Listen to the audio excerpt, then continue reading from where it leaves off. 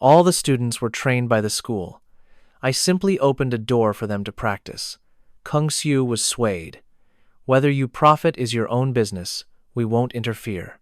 On the contrary, we want to provide you with more opportunities to help you grow even faster. That way, the Finance Academy will have a well-known figure in the business world. Han Thang said humbly, "If that opportunity arises, I will never forget the chief's guidance." But the man quickly denied having taught him anything at all. With that said, he continued, "You can head back first.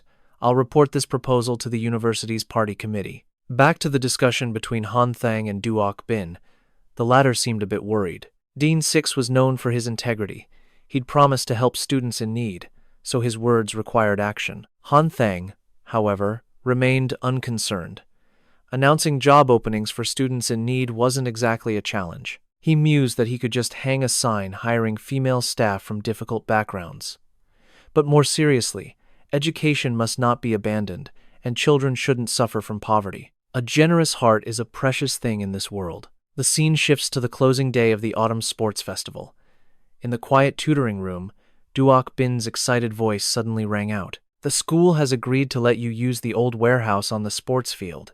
Duok Bin panted, sweat dripping from his face. This morning, Dean Six and another leader had a fierce debate, causing a commotion in the meeting. Dean Six argued it was for a good cause and the warehouse was unused, but the other leader felt opening a shop there was inappropriate. Hearing this, Han Thang's curiosity was piqued, and he asked for more details. He said that in the end, Dean Kai Nong agreed to the lease, but it would require rent. Unregulated business could negatively affect the school's reputation after all. He suggested that to show sincerity, the contract should be signed under the banner of supporting student entrepreneurship. Han Thang listened quietly before the scene changed. He had already met with Lam Gu and informed her, "I've settled the matter of the location. Now, only two problems remain. One is decoration, and the other is the milk tea recipe," Lam Gu replied. "Even with a location, it will take about 2 months to finish." He immediately questioned why it would take so long. She began calculating, 1 month for decoration, and 1 month for him and Ao So to learn the recipes. It added up to 2 months. But Han Thang made an unreasonable demand. 2 months is too long. "I want it done in 2 days. She immediately protested. "Are you joking? In 2 days, Ao So and I wouldn't even know how to classify milk tea." The next day, Lam Nugu was stunned by the sight before her. A messy shop was before her, with a construction crew working at a feverish pace. The three of them were completely absorbed in their tasks. Lam Nu asked, "Didn't you say you were opening a milk tea shop? Why does it look like a soy milk store now?" He replied, "This is the design company I hired. They're just construction workers, so don't worry." On the third day, Han Thang brought Hok Lan and introduced her. "Do you recognize this familiar face?" Lam Nog exclaimed in shock. "Isn't this the waitress from the Taiwanese milk tea shop at Naya O Market? Now you're saying her name is Diep Hok Lan, invited to help us. She will become the head barista in our little milk tea shop." On the campus of the famous Academy of Finance, Lam Gu pulled him aside, asking curiously, "How did you possibly convince her to come here?" He feigned innocence. "Convince? I promised her a salary." She couldn't contain her curiosity. She just simply left her job to come here? He then posed a surprising question. "Of course, there's another reason. Tu Ho, let me ask you, what do you call a university student who works part-time at a bar to earn money?" She answered without thinking. "Moral decay," he continued. "And what if a girl has to pour drinks at night in a bar, struggling just to pay for her university tuition? Is that something worthy of understanding?" Lam Nungu was momentarily speechless. Han Thang then slowly explained that Diep Hok Lan had considered that path. "First, I asked if she still wanted to continue her studies. Her answer was yes, so I told her directly, 'If you agree to be our milk tea barista, we can discuss the money later.' She would have free access to all the classrooms in the library at the academy. I also offered to register her for a student tutor, completely free of charge. After all, we're all in this together." His words left her stunned. He continued, "Doesn't that give our milk tea a soul?" Lam Gu pondered this as she returned to the shop, which was still under renovation.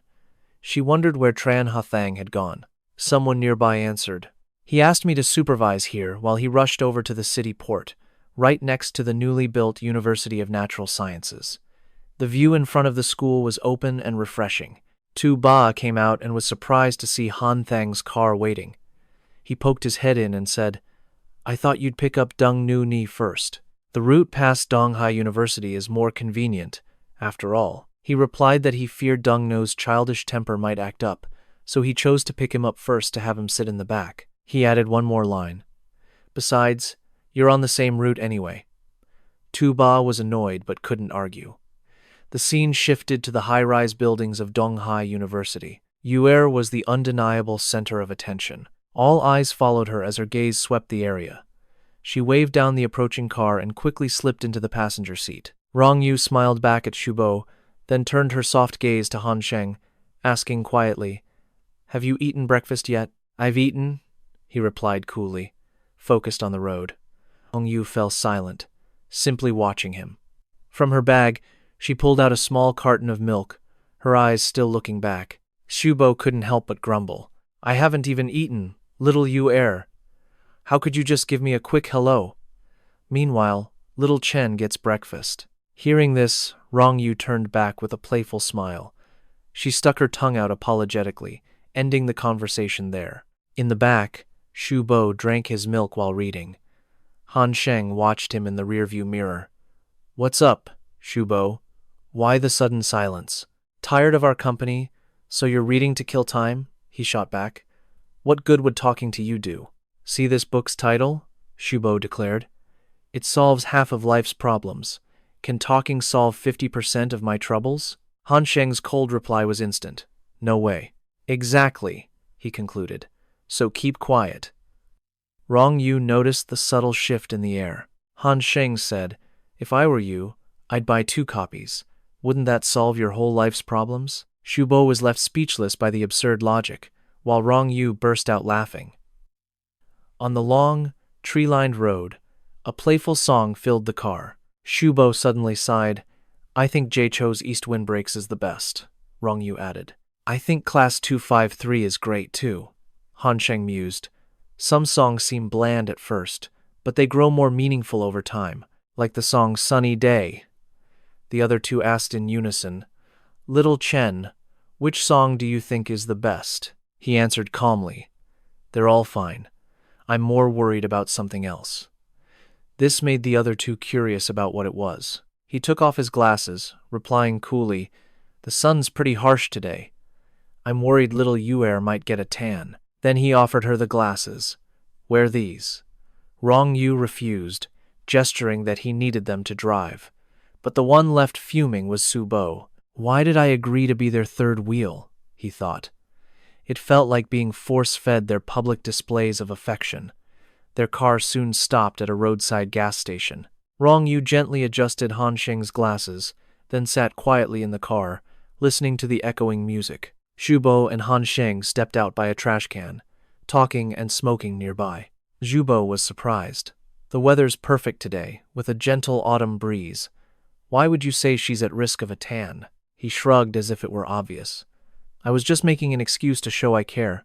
You have to show little Yuer you're concerned. If there's no problem, you create one to solve." With that, he put his hands in his pockets and walked off. "I'm going to buy her some snacks. You want anything?" Shu Bo didn't watch him go, a wave of nostalgia washing over him. If only he'd been braver back then, maybe he could have pursued Huang Hui. The red car's engine came to life again. The wheels rolled down the long asphalt road under a vast, cloudless sky. Melodious music filled the small space. Rong Yu sipped her milk, smiling softly as she listened. Shu Bo glanced at Han Sheng, as if about to say something. Rong Yu also snuck a peek at him. Their eyes met for a fleeting moment before he calmly lost himself in the melody again. Chen Nan was the kind of man who couldn't offer true devotion, yet he could provide everything a girl could ever wish for, and he always prepared everything far in advance. Shu Bo quietly lowered his gaze as an indescribable sadness filled the air. In that moment, he truly understood little Chen. Besides complete devotion, he could share everything. He gave his sincere efforts freely, holding nothing of himself back. Han Sheng's car sped down the busy road, with Shubo and Chen Zhu in the back, accompanying him. He quietly asked how far they'd gone. Han Sheng kept his composure, patiently answering, "We've reached Huai'an. We'll be home in about an hour." Despite this, an indescribable restlessness stirred within him. "Let me borrow your phone to call my mom and tell her we're almost home." The phone was passed over. Shubo quickly dialed his mother's number. "Mom, it's me, Wang Shubo. I'm calling from Chen Han Sheng's phone. I'll be home in just one more hour. Please remember to tell Dad." At the same time, Rong Yu also took out her phone to call her family. "Hello, Dad. Good news. I'm almost there. Don't worry." But then, Rong Yu went completely silent, as if she was stunned by something she heard on the other end. Flustered, she glanced at Han Sheng in the driver's seat. Her voice became hesitant and strained. "Little Chen is driving me home." Hearing this, Heng Wei immediately erupted in anger. "Why are you with that kid? Isn't there a bus from Jianye to Qiancheng? If I had known, I would have picked you up myself, no matter how busy." Hearing the constant reprimands, a hidden sorrow flickered in her eyes. Deng Nungu rushed to end the call. "Dad, don't worry, there's no need. I'll be in Qiancheng soon. Goodbye." After hanging up, her expression was a mask of calm. Noticing this, he spoke softly, hoping to ease the worry in her heart. "I haven't called my family yet, and my mother doesn't know I'm back. Old Chen is probably out. Little Yuer, let me come over for dinner." Her eyes widened with pure shock. Han Thang tilted his head, studying her intently. "So, can I come?" She still hesitated at his bold invitation. Sensing her deep anxiety, he gently clasped her hand, trying to give her strength. "Avoiding this won't solve anything." Han Thang just gazed at Deng Nungu, his eyes a mix of gentleness and wild defiance. In the end, they had to face this. "As long as you forgive me, I'm not afraid of anything." At his words, a faint blush crept onto her cheeks, her eyes shimmering with emotion. "Little Chen?" Deng Nungu couldn't hold back her sobs. "I always imagined love would be like the movies. Our story, a secret kept even from our parents." He laughed, gently teasing her. "But would a secret romance truly make you happy?" Deng Nungu's eyes welled with tears. Han Thang soothed her gently. "If this makes you sad, I won't let you face any more hardship." Then, a brilliant idea sparked in his mind. "Let's call old Xiao and tell him to prepare extra food. I'll freeload at your place." Deng Nungu pretended to scold him. "You're impossible." That moment, sweet as honey, was breathtaking. Xu Ba was lost in a spiral of thoughts. If he were in the same position, what would his first move be? He'd probably go home first, then call his girlfriend to check on her and ask about her family's situation. But when she returned home alone, she would surely face the full force of her parents' disapproval. The emotional pressure would weigh her down, and fights would become unavoidable. Their relationship could even shatter. Most girls desire a man who can shoulder responsibility. That is true security. Just then, Heng Wei received a call from his daughter about bringing someone home. He scowled, his displeasure written all over his face. He was deeply annoyed. How could young people be so thoughtless? Heng Wei's voice became stern. "Has he been drinking?" Deng Nungu quickly shot down the accusation. "Not at all. He's driving completely sober." Unable to find any other fault, he cut straight to his main concern. "What if I don't approve?" She simply repeated Han Thang's words. He said, "If you don't welcome him, he will turn this car around and take your daughter to see Tiananmen Square." Heng Wei slammed his hand on the table, but inwardly admitted the boy had incredible nerve. He then hung up the phone with a sharp click. Yu Qing heard the noise from the kitchen and peeked out. "Who were you shouting at? When is little Yuer getting home? Let me get the chicken soup out to cool." Heng Wei sighed, exhausted. 20 minutes at most. He then mentioned a familiar name. Chen Han Thang is also coming for lunch. A flicker of surprise crossed her face. Han Thang? Yu Qing sensed something amiss, turning back to face Heng Wei. "Old Xiao, tell me the truth. Are little Yuer and Chen Han Thang actually seeing each other?" His expression turned serious. Heng Wei countered with his own question, "And what if they truly are in love?" Yu Qing's face hardened with firm resolve. "I would never agree." She immediately presented her case. "It's not that Chen Han Thang is a bad person. But little Ewer attends a prestigious 985 university. She might even study abroad someday. Tran Han Thang is from a second-rate college. Socially, they are not a match. After hearing his wife's words, he closed his eyes and thought, then spoke with a calm demeanor. What if I were to tell you that Tran Han Thang started his own business in college, bought his own car, the very one our daughter rides in? What would you think then? But she was unmoved, her face clouded with skepticism. It was just a stroke of luck. She staunchly dismissed the young man's achievements. In her eyes, little Ewer's ideal partner had to be highly educated, at least a department head or a state official. You can't judge a book by its cover. I'll only reconsider if he can hand little Ewer 10 million. The condition was absurd. Heng Wei couldn't stop himself from challenging her. 10 million? Even we couldn't produce that much. How can you put a price on our own daughter's happiness? Hoan V's expression was grim, his frustration boiling over. A daughter is a priceless treasure, not something measured in gold. Ngok Than immediately defended her position. I only set a condition. If someone offers 10 million and Xiao Yuer still refuses, as her mother, how could I ever force her? Seeing the resolve in her eyes, he spoke in a strained voice. Is that a challenge? It's a question. Hoan V stared intently at Ngok Than, his eyes filled with deep suspicion. What if Tran Han Thang truly offers 10 million, and she actually likes him? How could we possibly object then? After a moment, she replied calmly, if that happens, why would we need to object at all? But she had no idea a storm was raging inside her husband's heart. If only she knew that scoundrel Tran Han Thang had toyed with their daughter's heart, playing two sides at once. Worse, if Tran Han Thang accepted that offer, he might as well be drinking poison. Ngok Than suddenly paused, a flicker of doubt in her mind. Still, 10 million was an impossible sum for him. After all, his father wasn't some billionaire. That boy built his career from nothing. With that said, she turned and walked slowly toward the kitchen to prepare some fresh vegetables for her daughter. The vegetables were homegrown by Sister Nugo, completely free of any harmful pesticides. Hoan Vi still remembered to add a gentle warning. When Ha Thang arrives for dinner, don't mention any of this. Just act normal. Ngok Than heard this and felt a bit helpless. Did he really need to remind her of that? She skillfully stir-fried the vegetables, a relaxed smile on her face. Besides, we're two adults intimidating a young man. How could we face his parents after this? We have a reputation to maintain. Ngok Than then added pointedly, this must be our secret. We'll tell Xiao Yuer another time. But when Tran Han Thang arrives for dinner, we must welcome him warmly.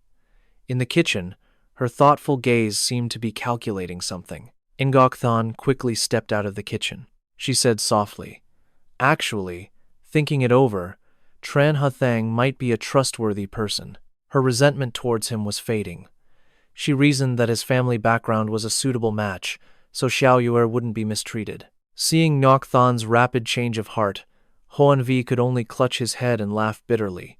He'd seen his daughter get hurt too many times. But instead of her witnessing it, the scene cuts like a swift blade, shifting to the vast city. Rows of tall buildings appeared as Aunt Six approached with a kind face. She placed a bag of food before Ha Thang.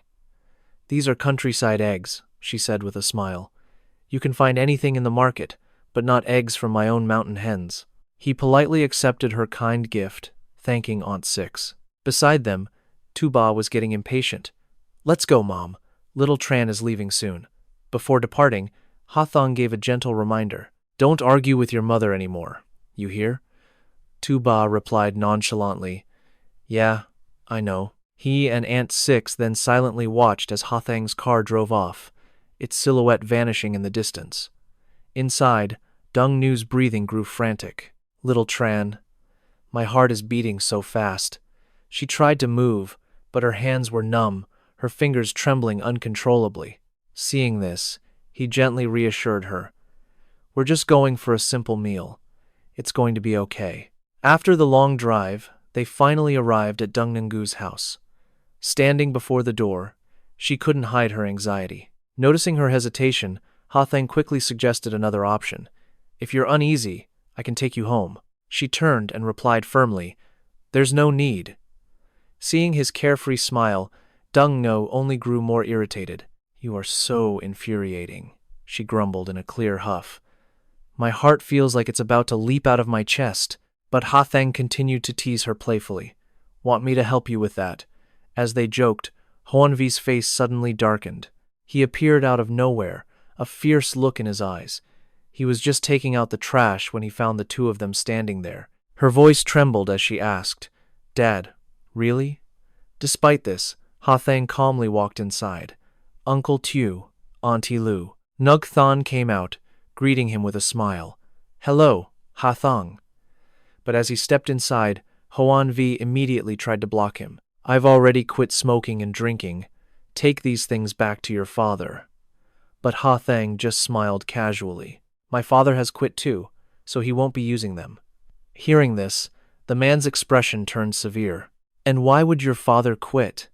Ha Thang chuckled, a mischievous glint in his eye. I'm not sure. Maybe he wants to have another baby? The casual remark startled Enok Than. What nonsense! Why would your father want another child? Aren't you working today? Mrs. Lien welcomed Han Thang inside. Wash up for dinner. Make yourself at home. Don't be shy. He smiled, taking a seat at the table. I understand, Auntie. I will certainly make myself at home. Laughter filled the air as they chatted by the warm kitchen. A growing young man like you must eat his fill. Nugthon cared for him with gentle precision, minding every detail.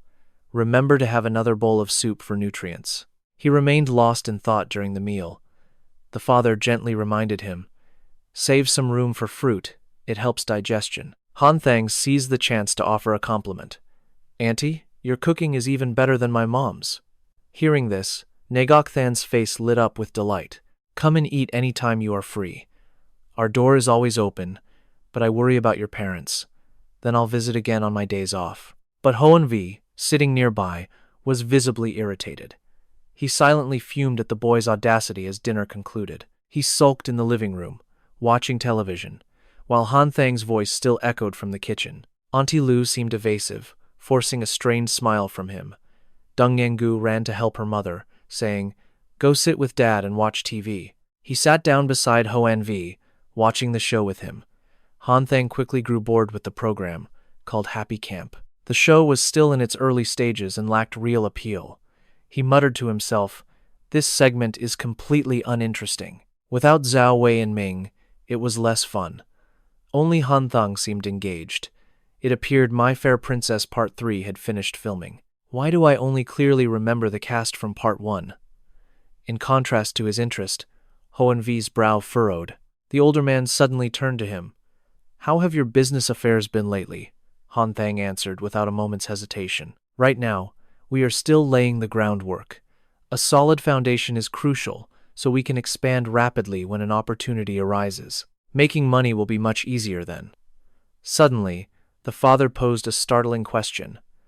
How long would it take you to earn 10 million yuan? The unexpected question made him freeze. His eyes widened in shock as he repeated the amount, unable to believe what he'd just heard. 10 million. Seriously? Seeing the calm look on Hoan Vi's face, Han Thang knew this was certainly not a joke. He quickly calculated in his head. It's hard to give an exact timeline since it depends on opportunity, but I think I can achieve it by graduation. Hearing that answer, the man was completely stunned. By graduation? He asked again, a look of disbelief on his face. But isn't that still 2 years from now? He replied with a humble tone. Yes, that's correct. And to be honest, that's a conservative estimate. Han Thang was overflowing with confidence. If things went smoothly, he could even reach that goal by the end of this year. A cold sweat broke out on the man's brow. Hoan Vi quickly advised, A slower pace is safer. A solid foundation is important. Don't be reckless. Han Thang nodded in agreement. Yes, thank you for the reminder, Uncle Tu. Just then, Nugthun and Dung No emerged from the kitchen. Her face was flushed, a clear sign of her frustration. His sharp gaze immediately detected that something was amiss with Dung Neng. Han Thang immediately stood up from his seat. In that case, I should be going now. She quickly moved to follow. I'll see Han Thang out. Moments later, they were outside the house. He looked at her, his expression full of questions. Is there something you need to tell me? Why did you rush me out of there like that? Donggu's face was a mask of frustration. My mother. She said that only after you earn 10 million for me can we continue to be together. Why must parents always put money first? The more she forces this, the more I will resist. In that instant, everything began to click into place for Han Thang. So that's what the 10 million was about. Seeing his strangely calm expression, she grew suspicious. How can you not be angry about this? What she said just now is driving me insane. Han Thang quickly reassured her. Of course I'm concerned.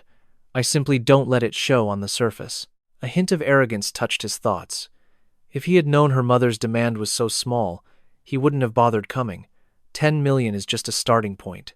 Hearing his confident words left Dung Nunggu even more bewildered. Meanwhile, back inside the house, Nungok Thon calmly took a seat. I just spoke with our daughter, and I happened to mention the 10 million yuan condition. He seemed quite satisfied with the challenge I set for him. I imagine Han Thang is feeling the pressure now. I hope one day our daughter will understand this is for her own good. At her words, Hoan V lowered his head, his own expression filled with concern. Seeing his unusual expression, Nuk Thon turned to him. Why are you so quiet? Do you believe I've made a mistake? That was a mistake, he thought. A crushing blow to a young person's belief in themselves. Hoan V was lost in his thoughts, thinking to himself that perhaps he should have multiplied that 10 million several times over. After their discussion, Han Thang got into his car without delay and left. I'm heading home, he told her.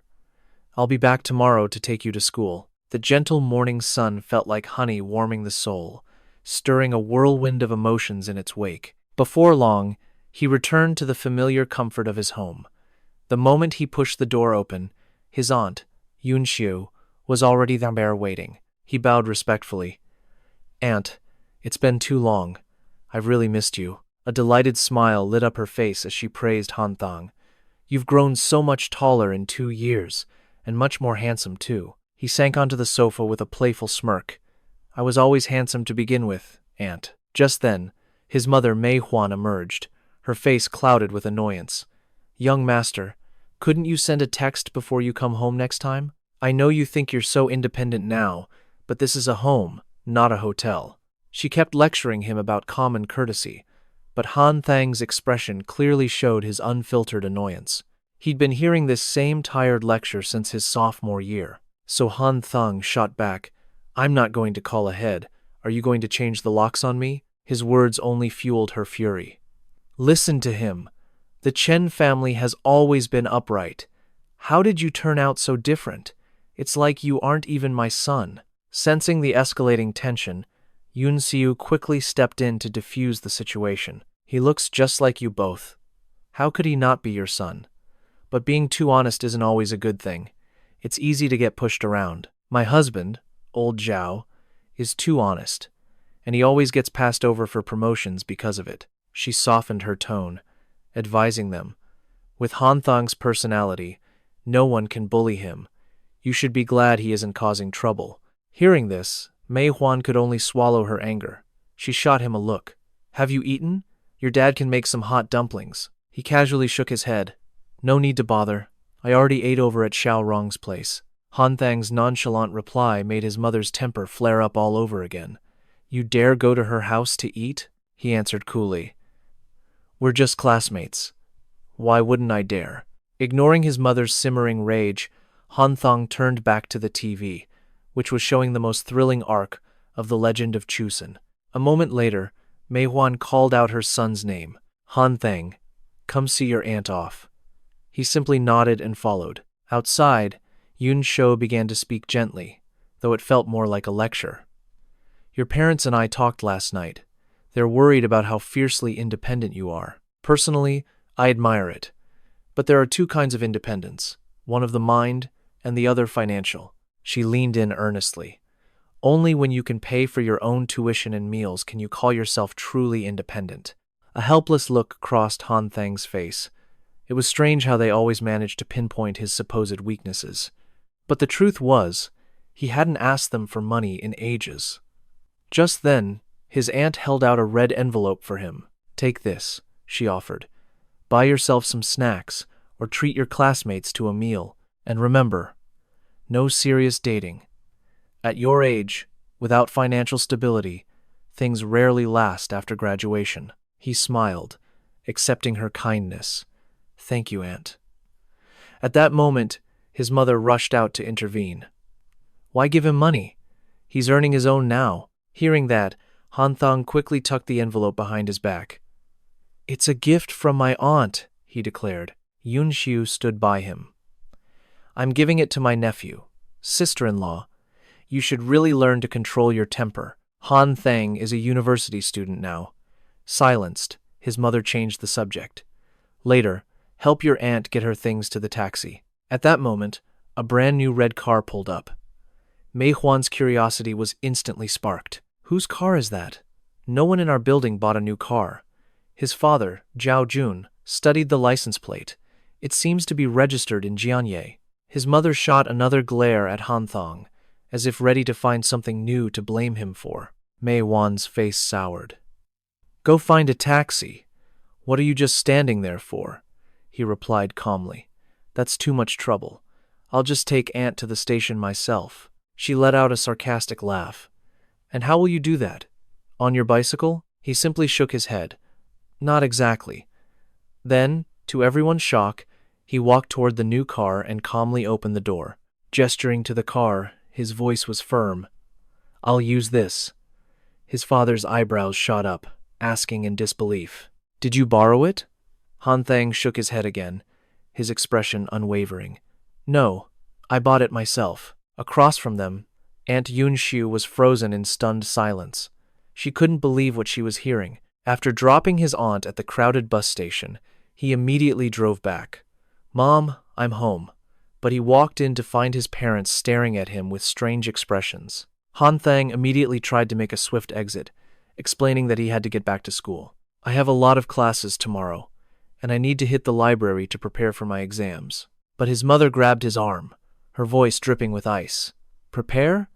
If you actually prepared, you wouldn't have scored a 12 on your advanced calculus exam. We have no idea what you do at school. You refuse to study, and now you're lost in some silly romance. A car worth hundreds of thousands, bought without even asking. Han Thang, are you trying to prove you're some independent adult? He quickly turned, showering her with sweet words. How could that be? Who's better than you, Mom? I'd never want to leave you. Seizing the chance, he turned and left. Mom, Dad, I'm leaving. I'll call you as soon as I get back to school. Mai Qian gritted her teeth, cursing that brat under her breath. A heavy silence fell between her and Triyu Quan as she glared at her husband. I told you not to push him. We should have at least let him finish his meal first. You kept rushing me, and now our son has fled. Still, Triyu Quan took the blame in silence, wondering what he could even say. Meanwhile, Deng Gu was drifting in a dream when her phone suddenly started ringing. Sleepily, Deng Gu answered. Oh, little Tran? I'm still yawning, half asleep here. Han Thang urged her to wake up, promising a surprise. At that, she was instantly awake, her eyes sparkling. A real surprise? Just then, Huan Vai and Nengok Than saw Dungu sneaking out, whispering sternly, Honey, stand your ground. Don't let a few sweet words soften you up, she replied firmly. Without 10 million, he can forget it. Beside Denggu was a huge bag of snacks, her face beaming with pure excitement. This surprise was exactly her style. Suddenly, Han Thang whispered, And this isn't all of it. Hearing that, Deng Yinggu's eyes darted around curiously. Was this really all there was? In a moment, they arrived at a large, empty field. She was speechless at the unexpected sight, whispering, What is this place? He then jogged her memory. Remember my old QQ profile picture? Deng Nu immediately recalled that photo of Han Thang. He had been standing thoughtfully under a vast blue sky, and she quickly made the connection. She stared at Han Thang, her heart beating faster. A faint blush appeared on her cheeks as she realized something important. Little Tran. Is this that brilliant field of yellow rapeseed flowers? Facing her hopeful gaze, he simply smiled. The flowers only bloom in summer. You can't see them now. Even so, she smiled happily, showing no hint of disappointment. It's okay. I can still imagine it. With that, Dung Nungu spread her arms wide, closing her eyes to the cool breeze. Her sparkling eyes opened, reflecting the clear sky above. While Dung Nangu embraced nature, Tu Ba was completely unimpressed. It's just a wasteland. What is there to see? Han Thang nodded. That's what I think too. But he watched her quietly, his voice tinged with nostalgia. On the day we broke up, I came here, but I only glanced at it before leaving. Even in summer, filled with yellow flowers, it's really just a vegetable patch. Hearing this, his friend frowned in confusion. Then why did you bring her? It's all weeds now. Han Thang smirked, teasing Tu Ba. This is exactly why you don't understand girls. It doesn't matter if you think it's ugly. All that matters is that little Nenguni feels the memory. He no longer hesitated, revealing his true intentions. This way, she knows I pay attention and remember her little preferences. It costs nothing, like having a smoke. So why not do it? His friend was stunned. A radiant joy illuminated Dungno's face. She felt utterly happy and thrilled. Little Tran. Just now, I could feel the brilliant rapeseed flowers bursting into bloom all around us. It was so beautiful. Han Thang joined her fantasy. I felt it too. Swarms of bees and butterflies were dancing before my eyes. It was absolutely mesmerizing. He glanced at Tu Ba with a confident smile. See? You have to admit when I'm right. Just then, she ran over excitedly, her face flushed like a ripe tomato. Thank you for this incredible surprise. Han Thang gently touched her cheek, his eyes full of affection. Your happiness is all that matters. Your joy is my joy. Afterward, they all headed back to the car. But he couldn't miss the strange look in Tu Ba's eyes. Han Thang immediately turned to him. Hey, you okay? You look like you're about to cry, his friend retorted irritably. Who's crying? Just focus on driving. He just chuckled, his voice full of concern. It's okay if you're in a bad mood. I'll play some cheerful music. Han Thang then picked out a song, but the gentle melody filling Tu Ba's ears only made his heart feel heavier. Then, Tu Ba had to endure the couple's sweet display, making him feel sick. A short while later, the car stopped in front of a quiet house. He quickly stepped out and went inside, leaving Dungno unable to hide her curiosity. Does little Tran have relatives here? Her vague reply only made me more confused. In just a moment, Han Thang was already back in the car. Dung Nungu was a bit surprised by how fast he visited his acquaintance. He shook his head. Not a relative. Seeing their curious faces, Han Thang lowered his voice to explain. He just stopped by the house of Trong Vei Vu and Trong Vei Loi to give their elderly mother 500 yuan. Hearing this, Tu Ba couldn't help but ask, why visit those two thugs and give them money? He answered calmly. Last year, Truong Vei Vu came to my school, asking me to find him a job. Han Thang then laid out his plan. I got them a job at an electronics factory, one with great potential for growth. I planned to cooperate with them long term, so I placed Trong Vei Vu inside as a spy. At this revelation, Dung Nu mumbled, corporate espionage. Han Thang smiled at her suspicion. That's one way to put it, but even spies need careful handling. Suddenly, a phone rang, interrupting their conversation. He quickly asked Dung Nengu for help. The corporate spy was calling. I'm driving. It's inconvenient. Little Nenguni, please get that for me. Han Thang gladly took the call. He mentioned he was driving. It's no problem. I can work from home and visit your mother. He replied politely, Manager Trin has been working overtime. The MB3 model must be nearly finished. I understand. That's tough. After the call ended, Dung Gu hung up. At that moment, Han Thang spoke a cryptic sentence. He said thanks, but stressed that the call must remain a secret, just between them. Hearing this, her face suddenly flushed with embarrassment. Dung No silently stared at the phone, a flicker of anxiety in her heart. Was she actually thinking of checking his phone? But she gently put the device down. Han Thang let out a quiet sigh of relief, cold sweat dotting his forehead. He knew he had just taken a huge risk, despite understanding little Nuni's character so well. Han Thang suddenly called out to Tu Ba, startling the boy so much that he lost his page. Tu Ba looked up, confused. What is it? He felt there was a secret. I took the time to visit Trong Vei Vu's house and left some money. Guess why I did that? Tu-ba analyzed the situation before making his guess, to check on their family, so they can work without any worries. The answer wasn't wrong, but Han Thang wanted a deeper insight. He said that was just the surface reason, telling him to dig deeper and not stop there. Tu-ba was momentarily stunned, trying to find another reason. Seeing this, Han Thang began to reveal the true scheme. My visit to Truongvevu's home looked like a normal, considerate gesture, a simple expression of concern. As he spoke, the corner of Han Thang's mouth curved into a knowing smirk. That smile was unsettling, hiding an indescribable chill.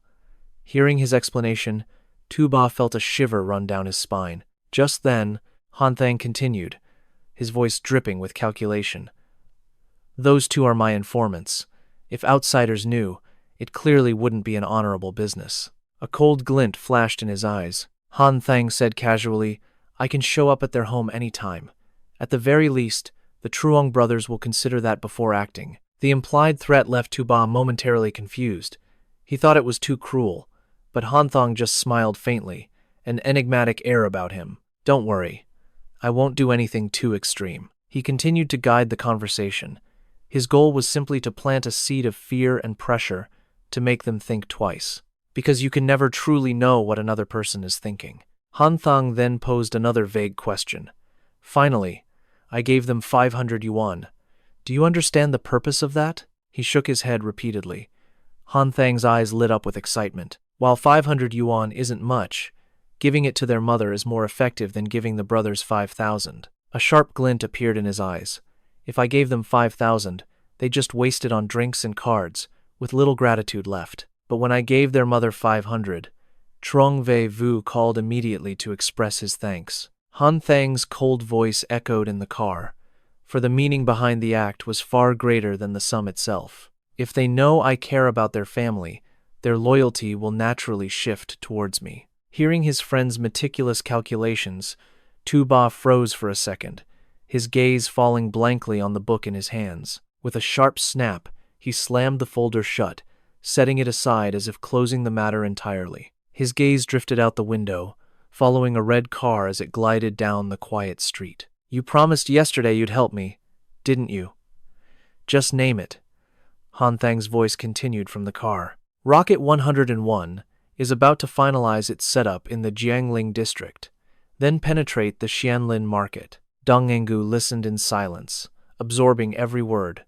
Xianlin basically has two major hubs, Donghai University and a few other schools. There are only 2 days left in October. I plan to launch the new layout in November. Someone will come to the market to help you with the basics. Tu-ba rested his chin on his hand, his gaze distant. I'll handle the small stuff. Han Thang glanced at the rearview mirror, catching Tu-ba's indifferent look. He spoke bluntly.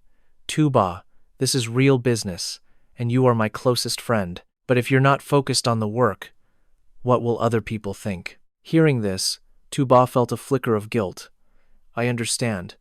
I'll make the Xianlin district your territory. Deng Nug's eyes remained fixed on him, making her ask about her own role. She quickly reached for her lollipop and said with a faint smile, I can help with the expansion too. Han Thang let out a soft chuckle, his eyes softening. Of course, how could we forget about Lawyer Zhao? But your responsibility is even greater. Deng Nu, puzzled, asked, What kind of mission? Han Thang tilted his head, explaining gently, Actually, before launching Rocket 101, I had to make preparations in secret. There were times it felt frustrating, but when the work is done, even if someone covers for me, I still have to report to headquarters. Deng Nengu was surprised. So you'll need me to support you then, right? Seeing she understood, Han Thang smiled. At that point, you'll be my special counsel, a long-term commitment, with no risk of being bought out. Hearing that, Deng Nu huffed softly, her cheeks puffing out in annoyance. Han Thang continued. Also, one more thing. When Shentong has enough capital for a major project, they might not negotiate with us directly. In that case, I'll partner with Zhongtong and register Rocket 101 as a legal entity. I'll really need your help then. Han Thang explained the situation calmly. Deng Nungu glanced at his face, thinking to herself that choosing commercial law when she transferred schools was definitely the right call. It's how they were able to meet again. I hope I can make more wise choices for my future. On a sun-drenched day, under a clear blue sky, light washed over the towering buildings. Tu Ba stepped out of the car and waved goodbye to Han Thang's red vehicle. Deng Yengu lowered her head slightly, as if burdened by unspoken thoughts. As the car continued down the street, her gaze shifted toward Han Thang beside her. He was resting his chin on his hand, leaning casually against the window frame.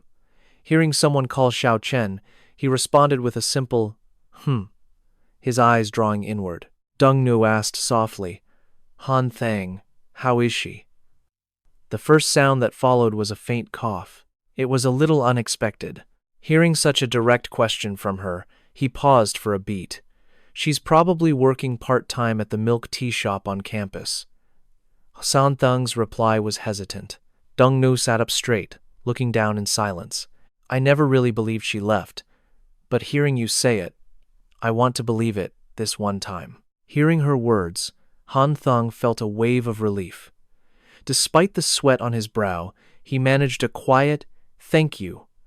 Deng Nu squinted, offering a sincere observation. She was always a good person, you know. Han Thang quickly averted his gaze, thinking to himself, and I'm just a total heartbreaker. Finally, the car pulled up to the school gate. Han Thang sighed quietly in his seat. Good heavens, we're finally here. That drive was more exhausting than a long journey. Deng Nu, with a cool expression, kept her eyes locked on Han Thang. Suddenly, the sharp beep of a horn made her jump. Snapping back to reality, Deng Nu said her goodbyes and prepared to get out. I'm leaving now. As she moved, he grabbed her wrist, a swift, firm grip. His gaze was unusually serious as he looked straight at her, declaring his feelings. I like you. But what about Z and that other girl? Those were the words this heartbreaker left unspoken. The sudden confession made Deng Nu's face flush. A confession she thought only happened in dreams was now real. Where's the next line? Xiao Yuer, I like you. Will you be my girlfriend? Say it. Come on. Her cheeks were crimson, her eyes filled with anticipation, but Han Thang's next words made her heart skip. This is how a confession should go, right? Deng Nu looked directly into his eyes, waiting for the words, but all she received was a steady gaze. The promise never came. Instead, he opened his mouth and said, The weather's been dry lately. Remember to drink more warm water. Deng Gu pouted in protest. No, that's not what I want to hear. But Han Thang just looked confused, asking back, Hear what? Deng Nu looked away, her face burning. Why didn't he finish asking her to be his girlfriend? Where did he even say that? After that last part, she mumbled. He was still lost. He'd said so much.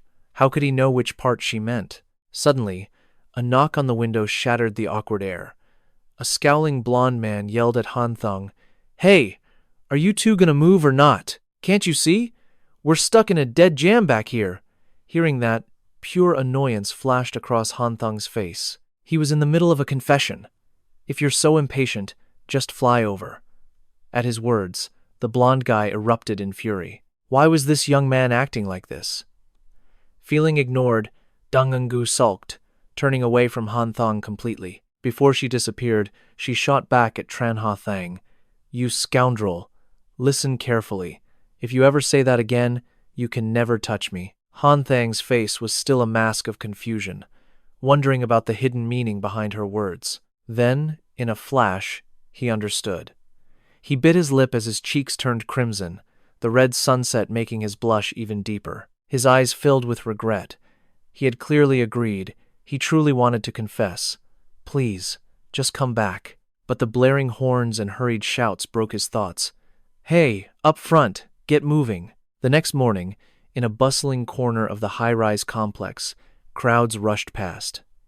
Han Thang walked briskly, a worried look on his face, phone in hand. He decided it was time to discuss the market expansion in the Tian Lam district. He raised the phone to his ear, greeting Director Kong, but was cut off by an urgent voice. Sorry, Han Thang. I'm in a meeting this morning. Can this wait until later? We'll discuss it then. He could only manage a slight smile and a nod. I'll call back at noon. You can continue your work. But when he called again, Sorry, I'm with a client. Make it quick. Han Thang. Hearing this, he froze. How could he explain this in just a few words? Still, he softened his tone, trying to be humble. Miss Tin, I haven't heard your guidance in a while. I'd like to treat you to a chat. The woman's voice on the phone cut in. I'm incredibly busy lately. I won't be free for at least another week. I have to get back to my client now. Hearing this, Han Thang's expression grew heavy. He felt the project's progress grinding to a halt. Late at night, under a crescent moon, the light in Han Thang's room was still burning bright. A look of complete helplessness washed over him as a familiar rejection echoed from his phone. So sorry. I have an early business trip at 6 a.m. tomorrow, so I have to attend a long meeting tonight. A restless feeling took over. He couldn't just sit back and wait any longer. Han Thang decided he needed to talk to her urgently. Where are you going tomorrow and how? She paused for a moment before answering. To the main office in Shanghai. The company arranged a car. So, what time do you leave? I have to be gone by 6. There's another meeting when I get to Shanghai. All right, I understand. Han Thang stared at the screen after the call ended. For a moment, the room was silent. Then suddenly, the landline phone on his desk rang shrilly. Lam Gu reluctantly picked up the phone. She let out a small, tired sigh. Han Thang's voice hurried from the other end. I'll be busy with class and the milk tea shop for a few days. Keep an eye out. Call me if anything happens. It'll take me 3 hours to get back from Shanghai. I know. You talk as if you're ever on time for class. Han Thang slung his backpack on, rushing out the door. Hearing Lam Nu's reply, he felt a bit more at ease. He quickly asked about her situation, saying he had something urgent to discuss. See if anyone is around. She covered the phone, her eyes wary and filled with suspicion. Lam Nug whispered back into the receiver. Just say it. My roommate isn't paying any attention. But then Han Thang continued. Then can you please put Tham Ao So on the phone for me? A thank you was expected, but being used like this made Lam Gu curse under her breath. Turning, she called out to Aso. Someone wants to talk to you. Oso froze for a few seconds, her heart tightening, before her own familiar voice traveled across the line. The urgent matter Han Thang mentioned was just to check on Aoso. What did she do today? She told him everything, truthfully. She studied hard at the library this morning, then went to clean the milk tea shop. She had just gotten back and showered. Her hair was still damp. Her gaze drifted to the bright moon outside as Han Thang asked what she ate for her 3 meals today. Oso replied softly, saying she had porridge with pickles for breakfast, stir-fried vegetables and egg for lunch, and porridge with buns and pickles for dinner. Hearing this, he nodded, saying she definitely needed a savory dish for lunch. His words surprised her slightly, but then the corners of Aso's lips curved into a gentle smile. As he spoke, he walked toward his car, adding that her dinner should also be a little more substantial. He softly mentioned his business trip tomorrow, telling her to be good at school. Hearing this, Aso held the phone and smiled warmly, her eyes shining with infinite tenderness. Model. A moment later, she climbed into her small dorm bed, pulling the covers close, but her mind was not ready for sleep. Aoso opened her phone again, its light reflecting on her face as her slender fingers tapped a message. She was carefully composing her text, a dreamy smile still gracing her lips. The message sent read, "Good night, you villain." His playful jab had turned into affection, filling her with a quiet joy. Meanwhile, in the cool night, Han Thang was already in his car, headlights cutting through the darkness. He pulled over and dialed Miss Tin, asking softly, "Are you awake yet?" Kong Tin was washing her face when the call came, surprised by his voice so early. "What is it you need from me? Can't this wait until I'm back?" But before she could finish, Han Thang cut in. "Why should we wait until you're home? In fact, I'm right downstairs from your building." Her surprise instantly sharpened into utter confusion.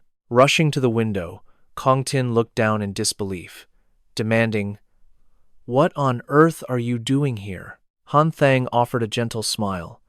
"Your Shanghai meeting is in 6 hours. I can drive you.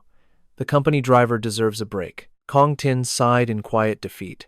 He still had his own classes to attend. Besides, the company driver is almost here. I'll buy you breakfast, and then you'll go straight back to school. Just then, a car approached. Kong Ting quickly added, See? The company car has arrived. But in that instant, Han Thang strode forward, smoothly taking the suitcase from her. Allow me, Miss Tin. She glanced around, baffled. Where's the driver? As Han Thang loaded the suitcase into the trunk, a triumphant smirk played on his face. That driver? I sent him on a little detour. Kong Tin, now both curious and flustered, asked again, You're serious? She helplessly pulled out her phone to call the driver. The moment he answered, she demanded his location. The driver nervously explained that a young man, claiming to be from headquarters, had taken charge of her travel itinerary, even citing her exact professional title. Sensing his hesitation, Kong Tin's tone grew stern. And you simply believed him? Why didn't you call me directly to confirm? But she was unaware the driver had been persuaded with 2 packs of cigarettes. The source was obvious. Han Thang flashed a cunning, mischievous smile. The company driver was now long gone. Catching a taxi now would be difficult. In any case, my driving skills are solid. It will be a comfortable ride. Kong Tin stared at Han Thang, a wave of unease washing over her. You must have been waiting in the cold for quite a while. He pressed on. If we don't leave now, you'll be late. She was indeed at risk of being tardy. Finally, Kong Tin gave a reluctant nod. At that moment, the first pale light of dawn broke the horizon. Settled in the car, Kong Tin finally spoke. You are incredibly persistent, willing to use sacrifice and even deceit. That's the foundation of a successful person. And with that, she chuckled softly. Kong Tin shot Han Thang a probing look. Do you have any idea what this Shanghai conference is truly about? But his expression remained perfectly calm and unreadable. So, Kong Tin explained it herself. This conference is meant to consolidate the express delivery industry, to eliminate the weaker companies. As she spoke, worry flickered across her face. Rocket 101 was clearly not qualified, and its future looked bleak. If you already knew there was no future in it, why did you go to all this trouble? She studied his face again. You came to me to talk business. You've been waiting downstairs since 5 in the morning. For someone with your drive, success comes naturally. Your chances are far higher than any ordinary person's. Han Thang simply offered a faint smile at her high praise. You have a point, Miss Tin. I will try to be more considerate. But this only earned him another helpless sigh from her. She wondered silently, why is this generation so resistant to advice? Soon after, they sat in the quiet of the conference room. As the meeting droned on, Tran Han Thang kept nodding off. He suddenly jolted awake from a micro-nap and turned to Kong Tin. She discreetly passed him a small, folded note. He opened it and read the neat script. The head of the transportation sector is speaking, sharing his vision for the industry. This sector is vital. This could be a new opportunity for Rocket 101. He smiled, pulling out his pen to write a reply. Kong Tin read the words he passed back. Their vision doesn't matter. The only thing that matters is what you think, Miss Tin. I'm only here to give you my full support.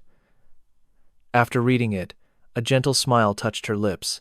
She wrote a short response and handed it over. Have a productive day at school, he grinned, studying the note in his hand.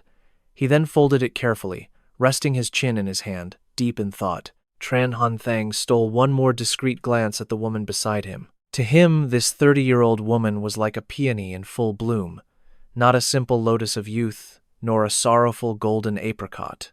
Her figure was elegant, her grace was mature, and her beauty was gentle. Back in high school, the boys were always more fascinated by their teachers than any of the female college graduates. Many of them were already married women, and some of the teachers even had children of their own. At this age, between 27 and 30, Chen Hansheng felt truly fortunate to be near Shen Yuchu and Xiao Rongyu as the girls blossomed into women. He looked forward to the moment they would truly shine.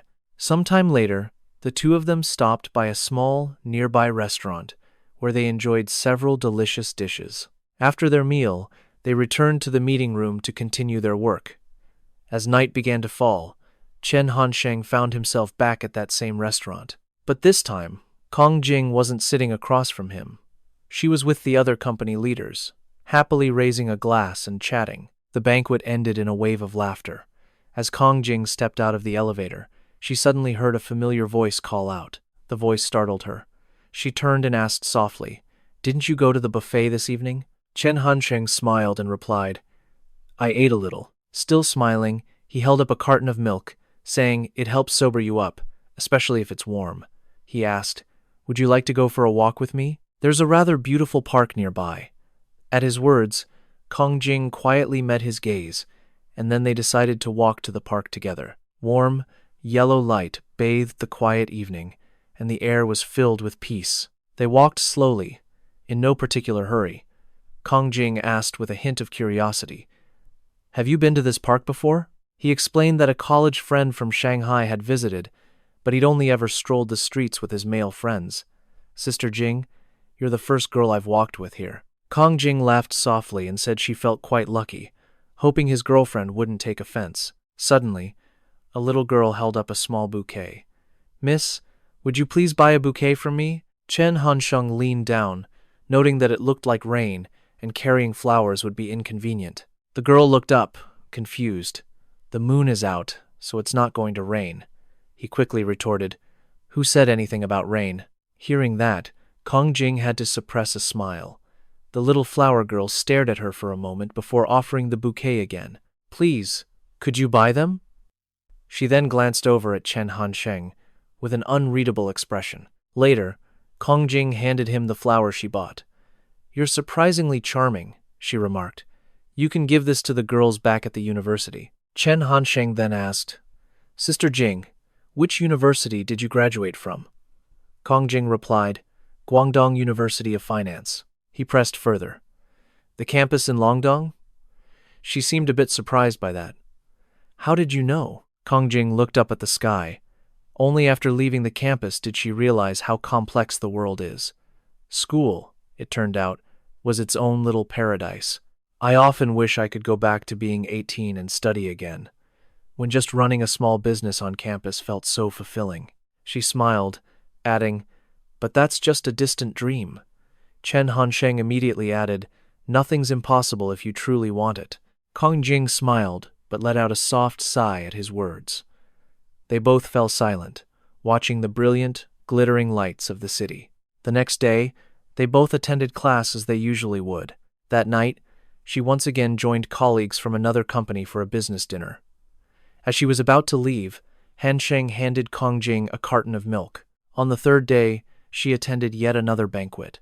Stepping out of the elevator, Kong Jing was surprised to see him standing there again, milk in hand.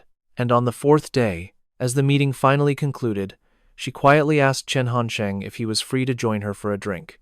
He smiled and replied that he had time. Kong Jing then added, "I heard from old Zhang that you can handle your liquor quite well. Perhaps you could help me take a few drinks." Hansheng chuckled softly. "I'll follow Sister Jing's lead." Inside the banquet hall, a voice boomed, "Everyone is here tonight, so we must drink until we're all satisfied."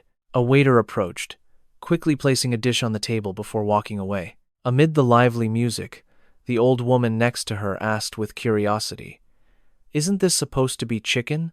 Why did it turn into garlic chives?" The man beside her burst out laughing. "You can ask a doctor about the effects of chives. My wife and I are trying for a baby, so I'm sick of eating them." She asked again, "And was it effective?" He replied, "Of course, we have triplets now. My wife is very satisfied, so I call chives wife's delight." Suddenly, he shot a meaningful glance at Kong Jing and called out her name. Kong Jing turned immediately as he offered her a glass of wine. "The last time I visited Jianye, everyone's hospitality was overwhelming. I was truly grateful and moved." He even switched to a much larger glass to drink with her. Kong Jing quickly tried to persuade the man to wait until everyone else had arrived before drinking. He just smiled, insisting she could drink on their behalf, that 3 glasses would be enough. The others echoed his sentiment, urging her on. Kong Jing forced a smile, glass in hand. How could she possibly drink for such respected figures? "Very well, I'll drink this cup. As you can all see, it's now empty." Chen Hesheng watched her, thinking to himself that she wouldn't get completely drunk. At worst, just a little dizzy.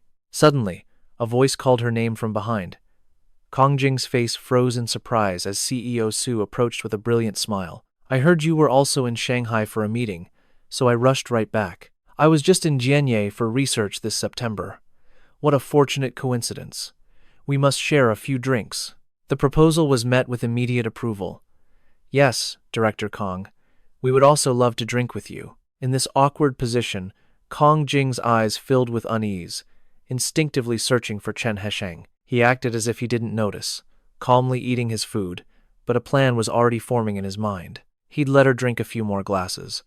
Once she reached her limit, he would step in and intervene. He silently watched her down each glass with great effort, his mind constantly calculating. Normally, toasts went from the top down, but others kept approaching her, leaving Kong Jing no choice but to keep drinking. All of a sudden, her eyes widened in complete shock. Chen Hesheng had stood up with a smile, intercepting the toast with his own glass. Allow me to drink this for Director Kong. Under her gaze, he wondered. If she refused, she would feel conflicted, unable to forget his past kindness. Moreover, her hatred for the Shentong group was only getting stronger. Just as he was considering a third point, CEO Su promptly approached to offer him another drink. Chen Hesheng barely wet his lips, stealing a glance at her. He thought perhaps he needed to be drunk to finally confess his feelings. Time passed and the banquet hall lights dimmed, but outside Kong Jing's room, the hallway was still bright. She was lying on the bed, exhausted from the day. He watched from the door, thinking she wasn't truly drunk. Chen Hesheng reached for the switch, dimming the light slightly as he slowly approached with a glass of warm water. Jing, would you like some warm water? She quietly accepted it, thanking him as she took a sip. Chen Hesheng's gaze suddenly froze on her feet. He quickly bent down, muttering in self-reproach. I forgot to help you with your shoes. Kong Jing blushed as she watched him. You don't have to, but he gently removed her heels anyway. Looking down at him, her face grew even redder. Then Chen Hesheng suddenly asked if she wanted to take her stockings off too. Kong Jing flinched, glancing at him holding her shoes before awkwardly replying, That's not necessary. Chen Hesheng placed her feet onto the bed and pulled the covers over her. As she shyly watched his gentle gestures, he suddenly asked, Did you used to drive often, Jing? She replied that she'd driven once for a business trip, and only drank this heavily on occasions like tonight. He was still curious. Drinking for work was understandable, but what were the reasons for those other times? Kong Jing glanced at Chen Hesheng's expression, wondering why his features held a trace of melancholy. At his age, he already carried so many stories. Because of this, she suddenly asked, Have you ever been in love before? Hearing her question, Chen Hesheng gave a faint smile and asked softly, You want to hear my old stories? Kong Jing watched him intently, her eyes shining with curiosity. Was he really willing to share? Hesheng sighed and replied slowly, There's nothing difficult to say. In middle school, I liked a girl for 3 years. The entire school knew. When I confessed at graduation, I was rejected.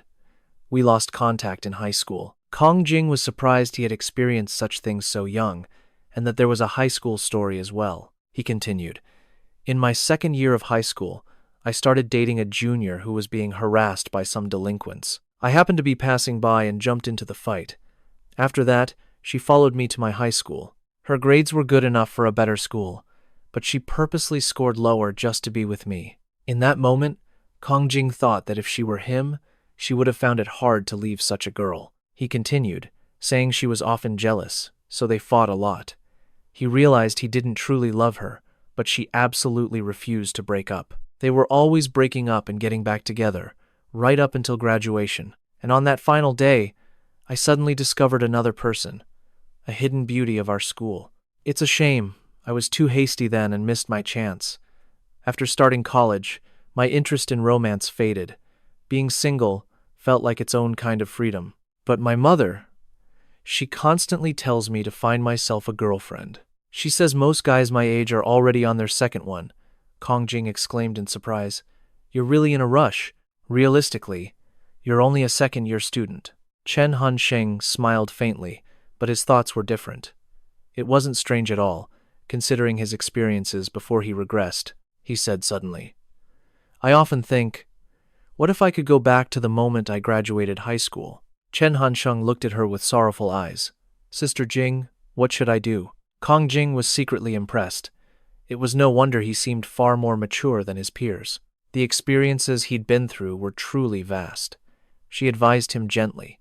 First, you must determine who you truly like. If your heart still remembers the girl you confessed to, you should boldly pursue her once more. And if you have no feelings for your junior, reject her decisively so you don't hurt her. As for the other girl, if your families aren't that close, it's best not to play with her feelings. Tran Han Thang immediately praised her. Sister Jing, your way of thinking is absolutely correct. She seemed a little surprised, but continued, This is just how most people would think. He pressed on. But I've already returned to my middle school days. If you were in my shoes, returned to your high school graduation, would you truly have no regrets? Hearing this, a shadow of sadness crossed Kong Jing's face, and Han Sheng's resolve only strengthened. I want everything.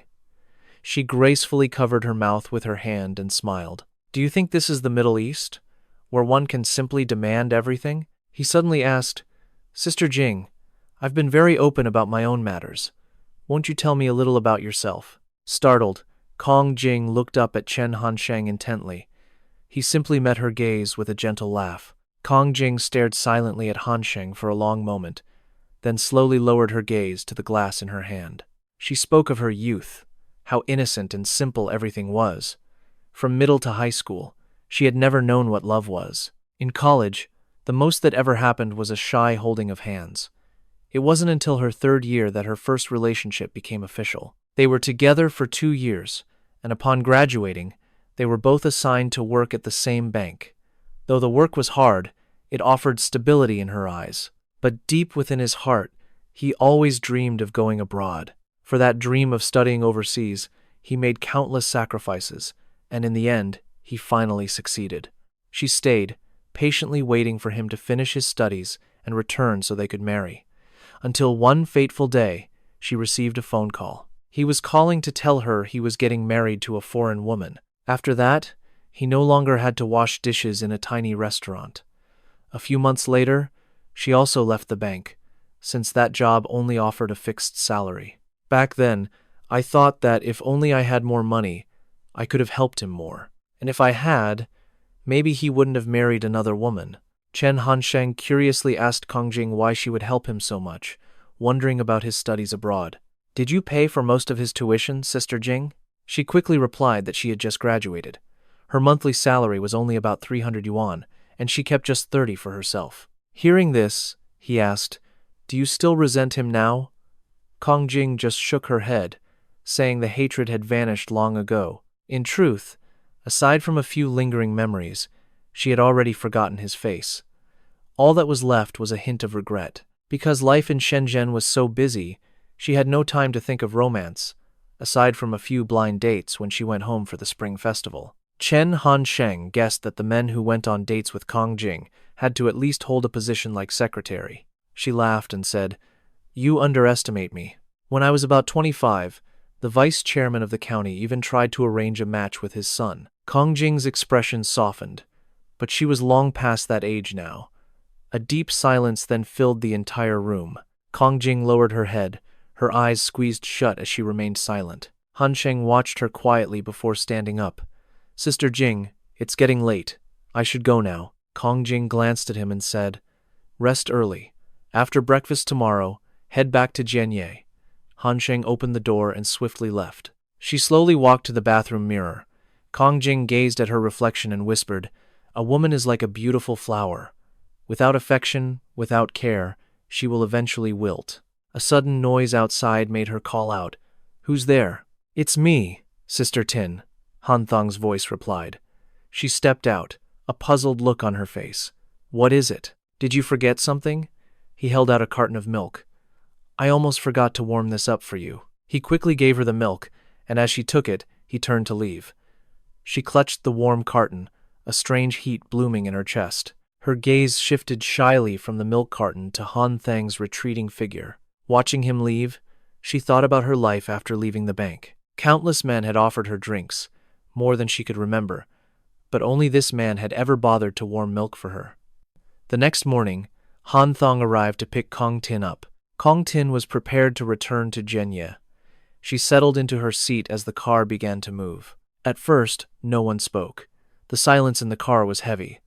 Kong Tin glanced at him, then broke the quiet. In 2 days, I have a dinner meeting with the Xianlin Business Alliance. You can discuss the partnership for the Rocket One project with them."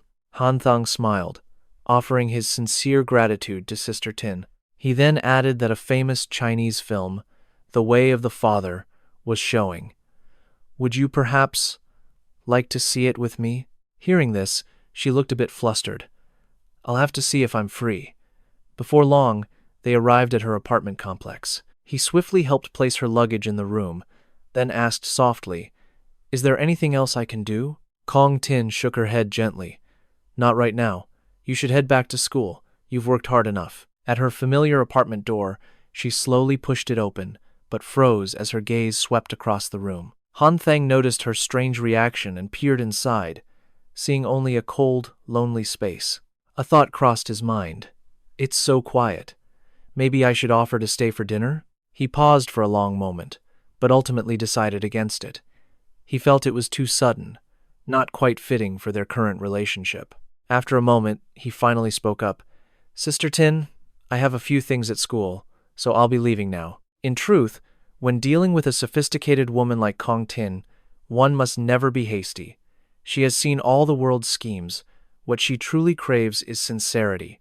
Just as she was tidying up her room, her phone suddenly rang. The moment she picked up, Han Thang's clear voice came through. "Sister Tin, can we go see that movie this weekend?" He guessed that in her current state, she probably wouldn't refuse. Kong Tin was a bit surprised by the invitation, feeling a little shy the more she considered it. After a long pause, she finally answered hesitantly, "All right, let's go this weekend." Hearing her answer, a small smirk played on his lips. If she wanted sincerity, he was willing to cast his line and wait. Even after they hung up, she stared at her phone, her face flushed red. The scene changes, shifting to Tran Han Thang's school. Hu Lam Gu was there, barking orders at everyone. "Why isn't that light working? Can't you people pay more attention? And why isn't this glass panel glued down properly? Keep this up, and I won't hesitate to dock everyone's pay. Oh, so, help me get them focused." Just then, he appeared. "Manager Hu, you're quite the iron fist, aren't you?" She smiled brightly in greeting. "You're back." Seeing Han Thang pull out a cigarette, Lam Nugu immediately stopped him. "You'll be fined if you smoke in here. Please cooperate." Hearing that, he cheerfully tossed the cigarette away. "All right, I'll obey Manager Hu's orders." A worker came over and whispered, "I've never seen a place this strict before. We can't smoke. Our KFC breaks are timed. We can't be late. There's a fine for every little thing." He clicked his tongue, annoyed. "If old Trung hadn't set this up, I would have quit already." Han Thang simply smiled. "University students can be energetic. It's unavoidable. But you've never had a boss like me before. For a team of 6, I provide 3 meals, a pack of Hong Jinling cigarettes, and a case of water daily. On top of that, I have never taken a single cent from any of your wages." At his words, the worker went quiet. He nodded, respectfully offering a cigarette with a serious look. "Don't worry, Boss Tran. We'll get it done to your standards. When the project ends, if I'm satisfied, no corrections will be needed. At that point, I'll quietly give you all a bonus for a nice meal and entertainment." The worker smiled in return. "Boss Tran, you may be young, but you treat us with respect, so we can't afford to do a sloppy job. The construction will be clean. You can inspect it when it's all finished." The man replied, "Thanks for your hard work." Then he lowered his voice. "Actually, what I wanted to say wasn't about you." His eyes darted toward Lam Gu as he whispered, "That boss lady, she's a bit harsh. Is she always this difficult at home?" Hearing this, Han Thang just laughed, waving it off. "That's not her." He then gestured to Oso. "The real boss lady is the one next to her." The man looked skeptical. "Really? Her?" Manager Ho had long admired Huyen Tuyen, and her quiet support allowed feelings to bloom between them. With that, he walked off, muttering to himself, "Why does the boss even listen to the manager?" Hearing this, Han Thang sighed softly, picking up his cigarette and echoing the worker's question about the boss being controlled. He tossed the cigarette aside, thinking, "It's simply because the boss is too naive," as everyone rushed to finish the shop's repairs. Han Thang approached to thank Manager Ho, asking, "Has anything unusual been happening lately? Lam Nug replied instantly. What could possibly happen at a milk tea shop on campus? Then she remembered something else, wondering if she should reveal it. Lam Nug whispered that Aoso already knew he owned the shop. She had let it slip. He just smiled lightly, saying, Consider it honesty. It's not a problem. The milk tea business was simple enough for her to study, but another matter weighed on her mind that she had to share with Han Thang. Lam Gu said quietly, The owner of the convenience store in Canteen Number 2 keeps observing us, watching every step of our remodel, even trying to find out who the real owner is. Hearing this, he asked with suspicion. After a moment's thought, Han Thang smirked. Perhaps my carelessness has made someone greedy. He then asked, Did he say anything else? She recalled immediately. 2 days ago, when we installed the industrial glass frame, he looked completely shocked and asked if the school had even approved it. Han Thang asked curiously, And how did you reply? Lam Gu began to recount. Before I could even answer, Not Ti Vu, who was nearby, shouted that it was none of his business and that he should worry about his own convenience store. He also found it strange. Did the shop really need such a massive crystal decoration? He asked again. You don't think it's beautiful? Lam Gu admitted it was pretty, but felt it wasn't very natural. Hearing that, Han Thang let out a cheerful laugh. Whether this was real or not, the dream was suddenly merging with his reality. He gently began to share his vision. At that point, we'll add some romantic night music, with soft, gentle light from the lamps. Whether for parties or debate contests, dorm friendships or a couple's chat, who would still want to go to Canteen Number 2? This place will elevate the entire Finance Academy. Just then, as Aoso was diligently painting the glass door, Han Thang approached from behind. Her eyes recognized him instantly, and Aoso began to stammer. Seeing this, he just sighed fondly and said, I'm back. She nervously replied that she was painting the door. Han Thang smiled helplessly. I can see that, please continue. Oso then returned to her work, but her trembling hands smudged the glass pane. He leaned in close, whispering, which made her blush even more. Is it difficult? Then, Han Thang gently took her hand, showing Oso how to paint more carefully. The atmosphere in that moment was so sweet. Hok Lan arrived to see them, her heart filling with admiration for the beautiful scene, like two students lost in their own world. Her mind connected memories of the library, the sports field, the sea, all filled with the breath of youth. Wasn't this the dream college life? As she was daydreaming, she heard her name called. Han Thang asked kindly, Have you gotten used to things these past few days? Any regrets about your decision? She replied happily that she had settled in and never regretted it. Thank you for this precious opportunity. He then smiled and said, Let's go. It's getting late.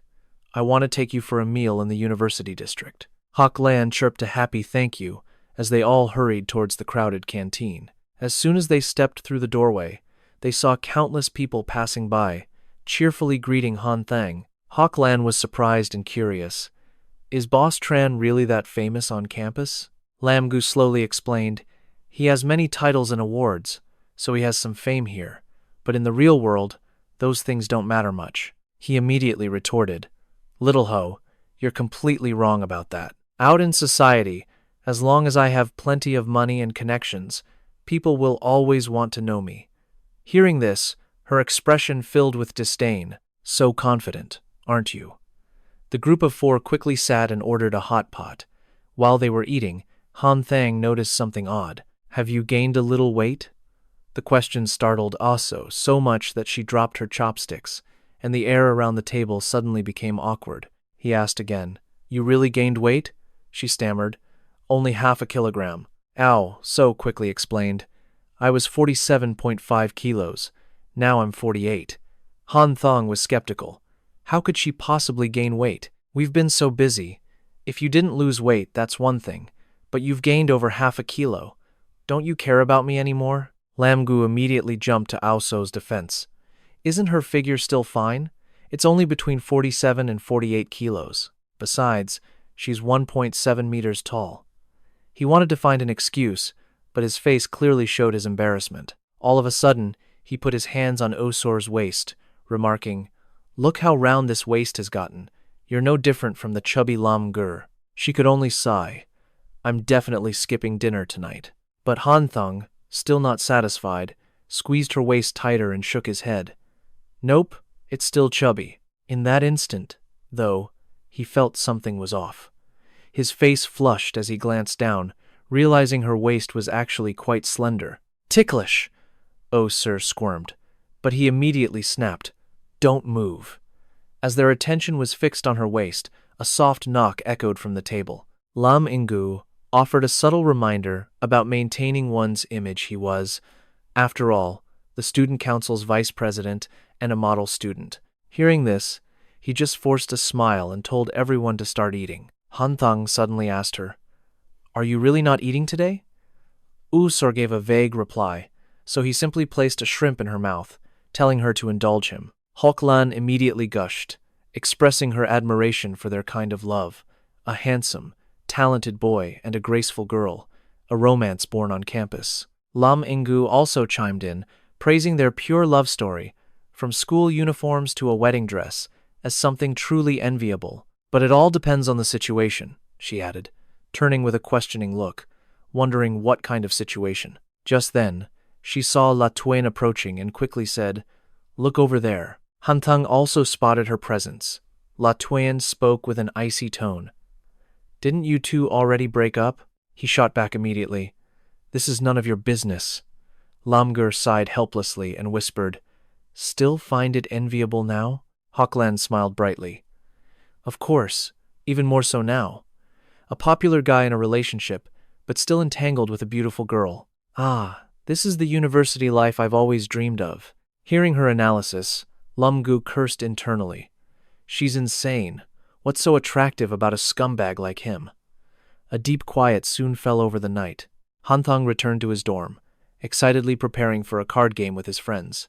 Suddenly, his phone rang. Seeing Teo Dong-ngu's name on the screen, Han Thang thought to himself, Crap, I forgot to tell her about the Keen Nyep trip. The moment he answered, her furious voice erupted. Teo Dong-ngu demanded, Didn't you say you were going to Kien Nyep today? Why didn't you come find me? I was waiting for your call all this time, he quickly explained. The Kinho highway was jammed all day. I had just arrived in Kien Nyep before I had to rush straight back to school. He even chuckled. Otherwise, if I came to see you now, I'd be too lazy to go back to the dorm. I'd definitely make you sleep with me. You were still suspicious and didn't even call me once?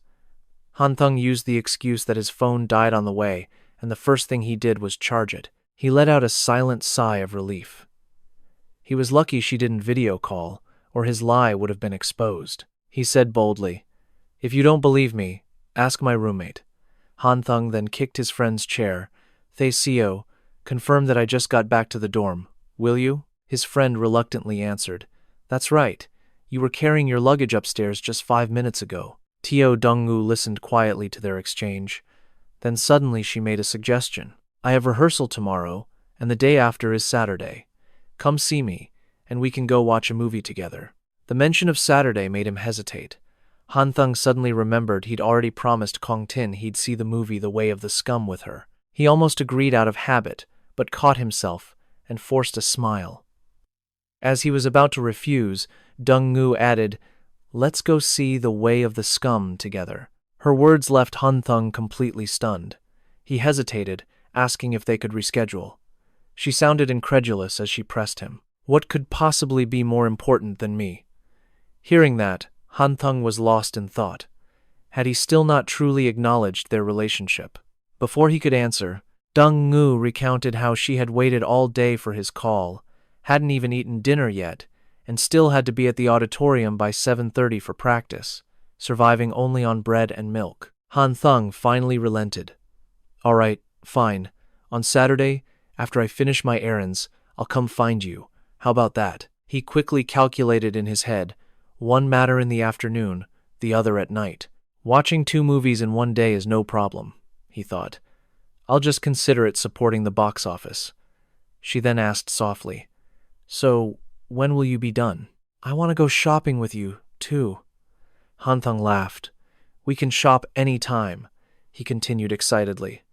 Have you ever been to a late-night movie screening? It ends after midnight, well past 12 o'clock. By then, the theater is nearly empty, quiet and still like no other. The suggestion made Dongnu hesitate. She asked cautiously, "Isn't that a little too late?" Han Thang replied calmly, "So what? I'll be right there with you," he added to his plan. "After the movie, we can grab a late-night snack. We're young, we shouldn't always play by the rules. Sometimes, you have to be a little reckless," he pressed. "Do you still not trust me?" Han Thang's behavior was undeniably suspicious, making Dongnu's thoughts run deeper. She confronted him directly. "Are you planning to take me to a hotel tonight?" He immediately denied it. How could that be? But a part of him hesitated. Though he had to admit, he really wanted to take her. He quickly promised to take her straight home, not even stopping for a late snack. Hearing this, Dongnu seemed pleased. "All right, I'll consider it." But she still drew a clear line. "After the movie, you must take me back to the dorm. If you dare bully me, I'll call my dad and Aunt Luong." Han Thang forced a smile. "No problem, whatever you say." He was lucky he hadn't made plans with Kong Tin yet. A schedule clash would have been a total mess. The next morning, he tried waking his roommates, but no one moved. They just asked him to cover for them at roll call. So Han Thang went to the lecture by himself. Halfway through, he was already yawning. The class was so dull, and he needed to get to the Yiwu market soon. He should have just skipped. Finally, the lecture was over. Han Thang then drove to the Yiwu shopping center. Lam Mingu sighed. "To think my future kids will have to deal with this outdated curriculum. It's a sign of supply and demand, even in university." Hok Lan nodded in agreement. Hearing them, Han Thang glanced over at Aoso. "What are you looking at?" she asked, surprised. Han Thang's reply left everyone stunned. "You look so plump. It makes me want to marry you and have kids." "Oh," So shot back, "I'm not fat." She then turned away, her face flushing red. Lam Nu coughed to break the tension, but Aoso was so embarrassed she teared up, forcing him to apologize. "Hey, I was just joking." Later, the group reached the wholesale center. As they entered, Han Thang noticed she was trying to avoid him. He whispered gently, "Don't be mad. Your shoelace is untied. Let me get it for you, as the mother of our children." Then, Han Thang knelt, carefully tying her shoe. Lam Nu saw this and pulled Hok Lan away. The gesture moved So deeply, her eyes glistening as she watched him work. So instinctively reached out, placing a hand on his head. Han Thang seized the moment. "Still angry?" She just scolded shyly. "You're terrible!" As they rejoined the group, Lam Nugu asked with concern, "Did Han Thang bully you again?" So replied awkwardly, "I'm just worried about getting fat." "He's just teasing you. He doesn't dislike you," Lam Nu said, exasperated. "Don't worry about it." She then reminded her they needed more time to get to know each other, by going to movies, eating together, and dating. They had to build that connection. Lam Nu suggested the new movie, Infernal Affairs, starring two handsome actors, with Andy Lau and Tony Leung. Tomorrow is Saturday. You should get 2 tickets and ask him. He might appreciate you taking the initiative. The suggestion left so deep in thought. Meanwhile, everyone was busy working. Han Thang approached Kian Than, also known as Boss Trung, to talk. "Nothing major is happening today, right? What brings you all the way out here to inspect things?" The man smiled. "You were on a trip, so I came to help monitor the work for you." Han Thang just nodded and offered him a cigarette. Kian Than took it, smoking as he watched everyone. A while later, he was about to leave, but then remembered he had a gift for Han Thang. He presented a new phone. "My department issued internal SIM cards with free calls on our network. I got you one, and even bought you a new handset." Han Thang smiled his thanks and accepted the gift. But Kian Than wasn't finished. "Don't thank me just yet." He leaned in to whisper, "You've got some very talented university students working for you. I'm desperately in need of people like that. Could you pick 2 for me? Just provide their information." In that moment, Han Thang understood. He was here to poach his employees. He could only say, "These guys passed many interviews. It wasn't easy to keep them. The whole Jianing University market relies on them. But I can help you pick 2 from another student group." Changing the subject, Kian Than asked, "By the way, has Kong Tin given you the news?" A smug feeling washed over Han Thang. I've even gone to the movies alone with her. Does that sound like a normal relationship? After their chat, he decided to head home for a nap. He planned his schedule. Have lunch with Kong Tin, no need to see her at night. They would rewatch The Godfather this afternoon. Then, dinner with Zhao Yuer. She had waited for him last night, after all. After shopping, they would catch the 11 p.m. showing of The Godfather. And, after the movie, he'd find a way for Zhao Yuer to stay the night off campus. Han Thang felt a thrill of excitement over his brilliant plan. He proudly remembered helping the elderly as a child. That had been truly meaningful. But now that he was older, he got to watch movies with beautiful girls. It's a truly great day when you're not the only one happy. But in his moment of bliss, his phone suddenly rang. The caller was Shen Yuchu. Han Thang answered immediately. She began hesitantly, "Are you free tomorrow?" Han Thang was about to refuse, but then he reconsidered. She rarely ever bothered him, and almost never called on her own. Wouldn't a direct refusal be a little too harsh?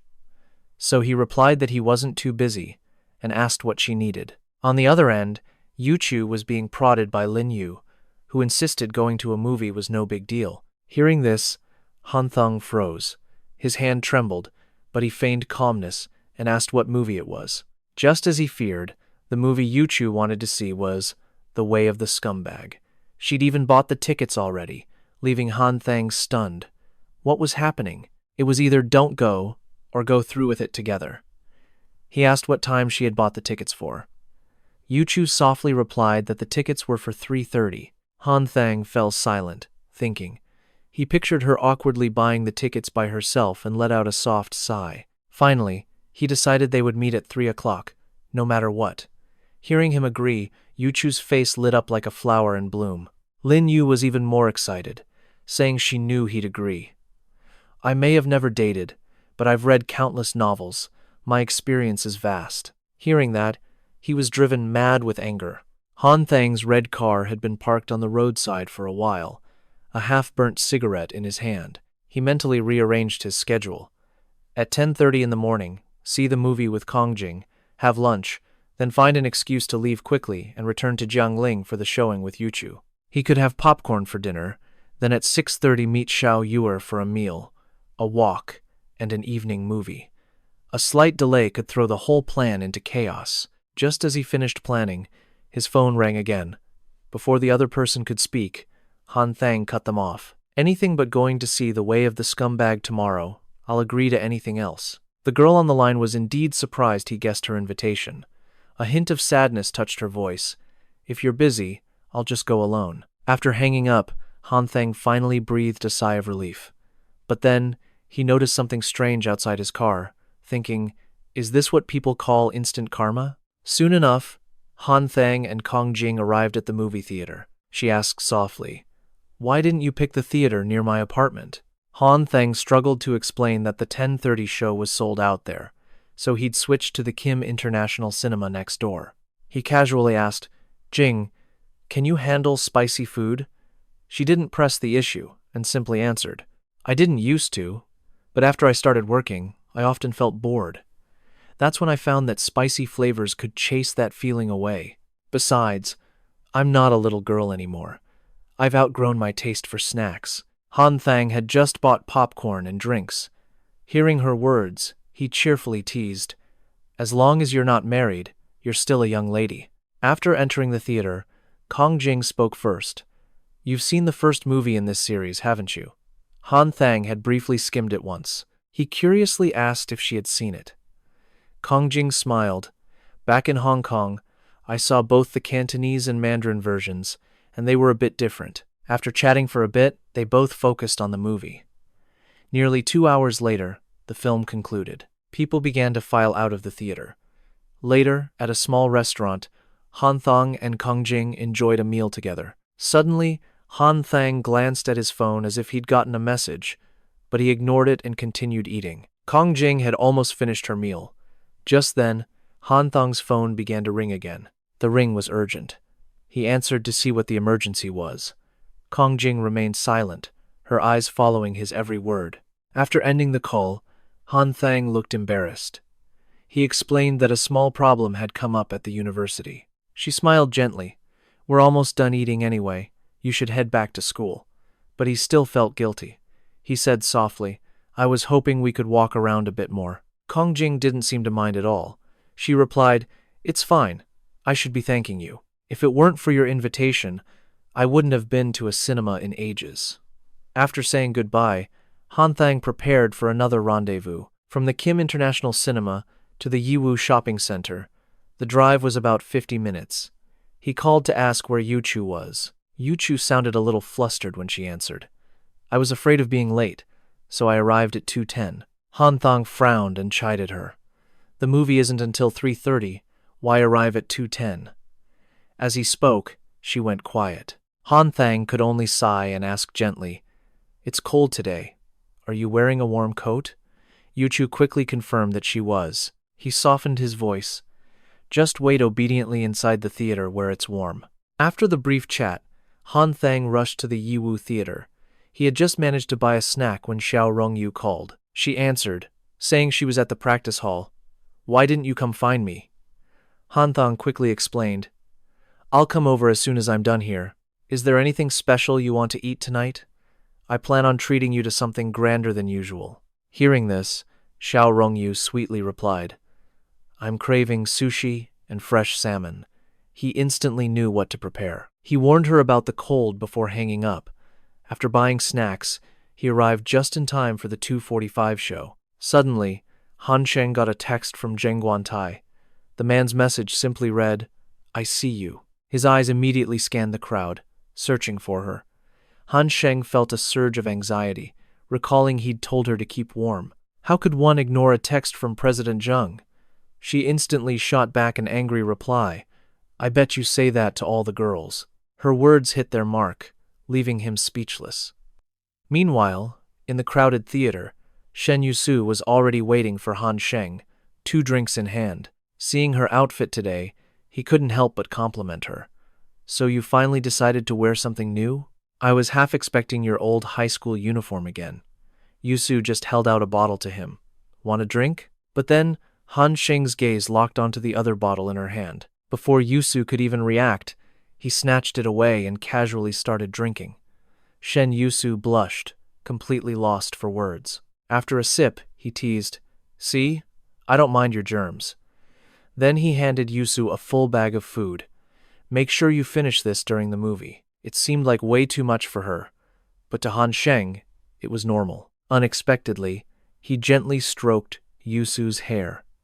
In a soft voice, Han Sheng asked, Why did you get here so early? She answered plainly, Back in my village, whenever there was a movie, my grandma would take us an hour early, afraid we wouldn't get good seats. Just as she spoke, an announcement came over the speakers.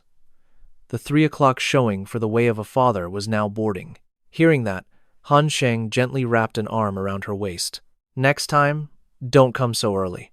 20 minutes is fine. If we miss it, we can just catch the next one. Yusu nodded obediently as they walked in together. Inside the dark theater, Han Sheng felt a wave of boredom. He had already seen this movie countless times before. Just as he was about to doze off, he felt a gaze from his side. It was Shen Yusu. He turned, catching her in the act, and teased, What are you looking at? Startled, she quickly and awkwardly looked away. Before she could collect herself, Han Sheng pulled her into his arms. Yusu jumped, her cheeks flushing a deep red. She whispered a warning, Please behave yourself. But it seemed her words never reached his ears. Feeling her struggle, he leaned in and whispered, Sit still and watch the movie. Don't move. His gentle but firm warning worked instantly. She sat frozen in his arms, not daring to budge. The screen went dark, and the crowd started to file out, breaking their private bubble. Outside, Han Sheng asked, Are you hungry for dinner? She just replied softly that she was already full. He chuckled, I'm not hungry either. Then I'll just take you back to your dorm. A strange feeling settled in Yusu's heart. A normal date should be a movie, dinner, and then a walk back. Why did today end so abruptly? But then she reasoned, if neither was hungry, why force it? As twilight descended, the setting sun cast a soft glow upon the road. He walked her back and left in a hurry. leaving Yusu to watch his retreating figure until it vanished completely. But back in her room, a vague sense of unease crept over her. At the same time, Han Sheng was exhausted by his own tight schedule. There was still one more movie screening waiting for him. The gridlock traffic was costing him precious time. He glanced at his watch anxiously, worried about being late. He wondered, would Yor be mad at him? He tried calling several times, but the other end was unreachable. He quickly sent a short text. I'm at the main gate of Donghai University. Sorry, stuck in traffic. Meanwhile, in her dorm, Xiao Rongyu's roommate was wondering, why isn't Han Sheng here yet? She just let out a soft sigh. I told you, he already said he would be busy this afternoon. Her phone lit up with his call, but Xiao Rongyu chose to ignore it. A moment later, his text appeared, telling her not to be difficult, and lying that Shubo and Gao Jialiang were also waiting downstairs for her. Confused, she texted back, Is that true? Why would they be looking for me? Seeing her reply, Han Sheng smiled to himself. All he needed was for her to take the bait. He just had to be sure she read his message. Now that she has, she needs to come down. Downstairs, the eyes of every boy were fixed on one figure. Xiao Rongyu was captivating in a cute, youthful outfit, drawing everyone's attention. Even Han Sheng couldn't help but admire her. She truly had an incredible sense of style. Rongyu quickly hopped into the passenger seat. Seeing that she was pouting, he immediately tried to soothe her with a sweet voice. Don't be mad. I got this for you from Shin Shiko. However, there was one small problem. Xiao Rongyu didn't really like iced drinks. Han Thang quickly explained, This strawberry yogurt needs ice to bring out the flavor, otherwise it's just thick sludge. Hearing his explanation, she obediently took a small sip. A wave of relief washed over him as she drank it without a second thought. It was a subtle sign that her time of the month hadn't arrived. Later, at a cozy restaurant, she chattered about everything under the sun, while he listened, completely captivated. Suddenly, she switched gears, announcing she'd told everyone at school that she had a boyfriend. She spelled it out clearly. That would be Vice President Tran Han Thang of the Humanities Department, Finance Academy. Han Thang froze. Seeing his reaction, Tu Dungnangu shot him a sharp glare, forcing him to cover his panic with a cough. So, does that mean every single guy at school wants my head now? She pouted playfully. Well, you wouldn't acknowledge me, so I took matters into my own hands. With that, she picked up a piece of kimbap loaded with wasabi, holding it to his lips. Here, you can have a bite. He stared at the menacing offering, the sharp sting of wasabi already filling the air. This was surely her revenge for making her wait. Not wanting to spoil the mood, Han Thang steeled himself and took the entire bite. The moment it went down, fire erupted in his throat. Tudong Nungu just watched innocently. It's not that spicy, is it? Han Thang downed his water, silently vowing that the tables would turn. For now, he just needed to find more water. As night fell, the city lights began to sparkle around them. Han Thang then took her shopping with a grand promise. Pick anything you want. It's all on me tonight. While at the counter, she mentioned offhandedly, I still have that fur coat from last year, but I don't wear it anymore. After paying, she insisted on buying something for him. Han Thang firmly refused, but she was persistent, loading him up with bags. He was exhausted and utterly baffled by her. The coat she bought for herself cost only 500 yuan, while the outfit she chose for him was over 1,200. As he grumbled, she simply asked, Don't you feel sorry for me carrying all this? She replied coolly, I do, but I like it. That was all the invitation he needed. With one hand full of bags, he used the other to tickle her, making her burst into laughter. Caught by surprise, she dodged and ran ahead, letting him chase her. Afterwards, they made their way back to the car. Her forehead was slightly damp from their chase.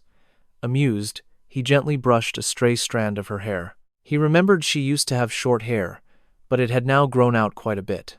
Did you like my short hair better? She asked. He smiled. You look beautiful either way. I was just remembering high school. You had short hair all 3 years, he mused. Now I'll never see it again. She looked surprised. Of course you can. In pictures. My graduation album is at home. I just don't have it with me. she explained. Han Thang didn't press it. It was just a fleeting thought. He was used to the long hair in her current ID photo. She suddenly remembered something and pulled out her national ID card. My hair was still short in this one. Han Thang looked at the old photo and let out a soft chuckle. He said her short hair highlighted her youthful spark, while long hair gave her the confidence of a mature woman. She scoffed at his words. What mature woman? She pouted. I'm not even 20 yet. He smiled at her adorable protest, but inside, his mind was racing in a totally different direction. Drinking the cold yogurt was the first clue. And now, showing him her ID card, that meant they could officially get a hotel room. Back in the theater, Han Thang was watching another movie about fatherhood. Beside him, Dong Nu snuggled closer. These seats are so cramped. Hearing her complaint, Han Thang made a bold suggestion. Just put your feet on my lap. That way your legs can stretch out properly. A blush crept onto her cheeks, but she gave him a happy smile and did as he suggested. She rested her feet on his lap, and he immediately seized the chance to slip an arm around her waist, murmuring, "So this is how slender a pretty girl's waist is." When she tried to shift, he warned her playfully, "Don't you dare move an inch." She could only pout and nod, letting his hand rest firmly on her waist. Han Thang thought to himself, this date with Xiao Yuer felt like a real couple's outing. It was a world away from his time with Shen Yuchu, which felt like being with a wife. Chu Dong Negu, however, brought a sweet, playful excitement. And so, his long day of watching the same movie 3 times finally ended. He was so bored he almost felt sick. Beside him, Tu Dong Nu was lost in the film, excitedly discussing every detail. Suddenly realizing the late hour, she urged Han Thang to take her home right away. But he wasn't letting her go so easily. "You barely ate, and I'm still hungry. Let's find a late-night snack." Hearing this, Tu Dong Nu grew annoyed. He had clearly promised to take her home right after the movie. "When you give this to him, don't mention me." The next morning, at the Zhonghe car dealership, Han Thang walked in, intending to buy a personal vehicle. Despite the male employee's disdainful look, Han Thang glanced over and asked the price of a certain car. Suddenly, a familiar voice called out, "Mr. Chen, it seems we meet again." Han Thang exclaimed in surprise. "It's you? I don't remember you working here before." Ming Rong looked a bit embarrassed, explaining her old company had fired her. Hearing this, Han Thang just hummed, letting the topic drop. Ming Rong suddenly recalled the practical and valuable advice Han Thang had once given her. She then told him why she lost her job. "The vice director of my previous company asked me to dinner after work, and hinted he wanted to take things further." Ming Rong faltered. "The thing is, he's married with children. I refused to be his mistress, so I was eliminated. He just found an excuse to get rid of me." Han Thang suddenly asked, "Where was that young man at the time?" She explained, "He's not my boyfriend. We were just classmates. The pressure here was too much for him, so he went home to become a chef. He even asked me to go with him, but I refused." Han Thang coldly questioned why that was. Ming Rong blushed.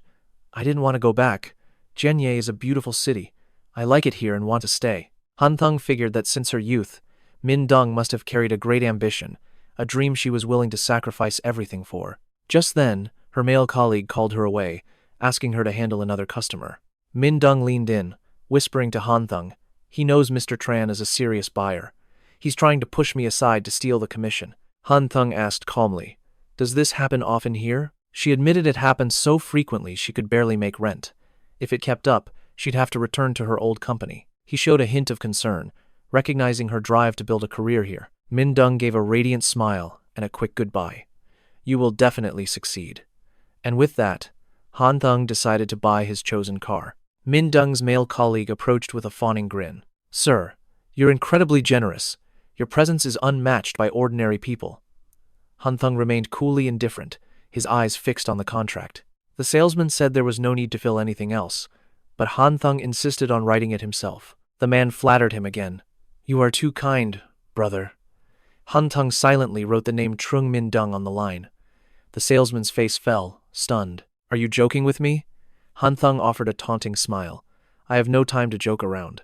I'm simply helping a young person." At noon, a deeply moved Min Dong gave Han Thang her heartfelt thanks. He replied softly, "It was a small thing. It's better to give the commission to an acquaintance." Min Dong was endlessly grateful, knowing she wouldn't have to quit. Han Thang, seeing her potential, immediately offered her a chance to collaborate with him. Min Dong happily accepted. Just call me any time, Mr. Tran. If I don't know something, I will learn it. Her sincerity made him smile, putting his mind at ease. He drove swiftly down the highway, awaiting his chance. Before long, Han Thang arrived at the school to pick up Thi. She got into the brand new car.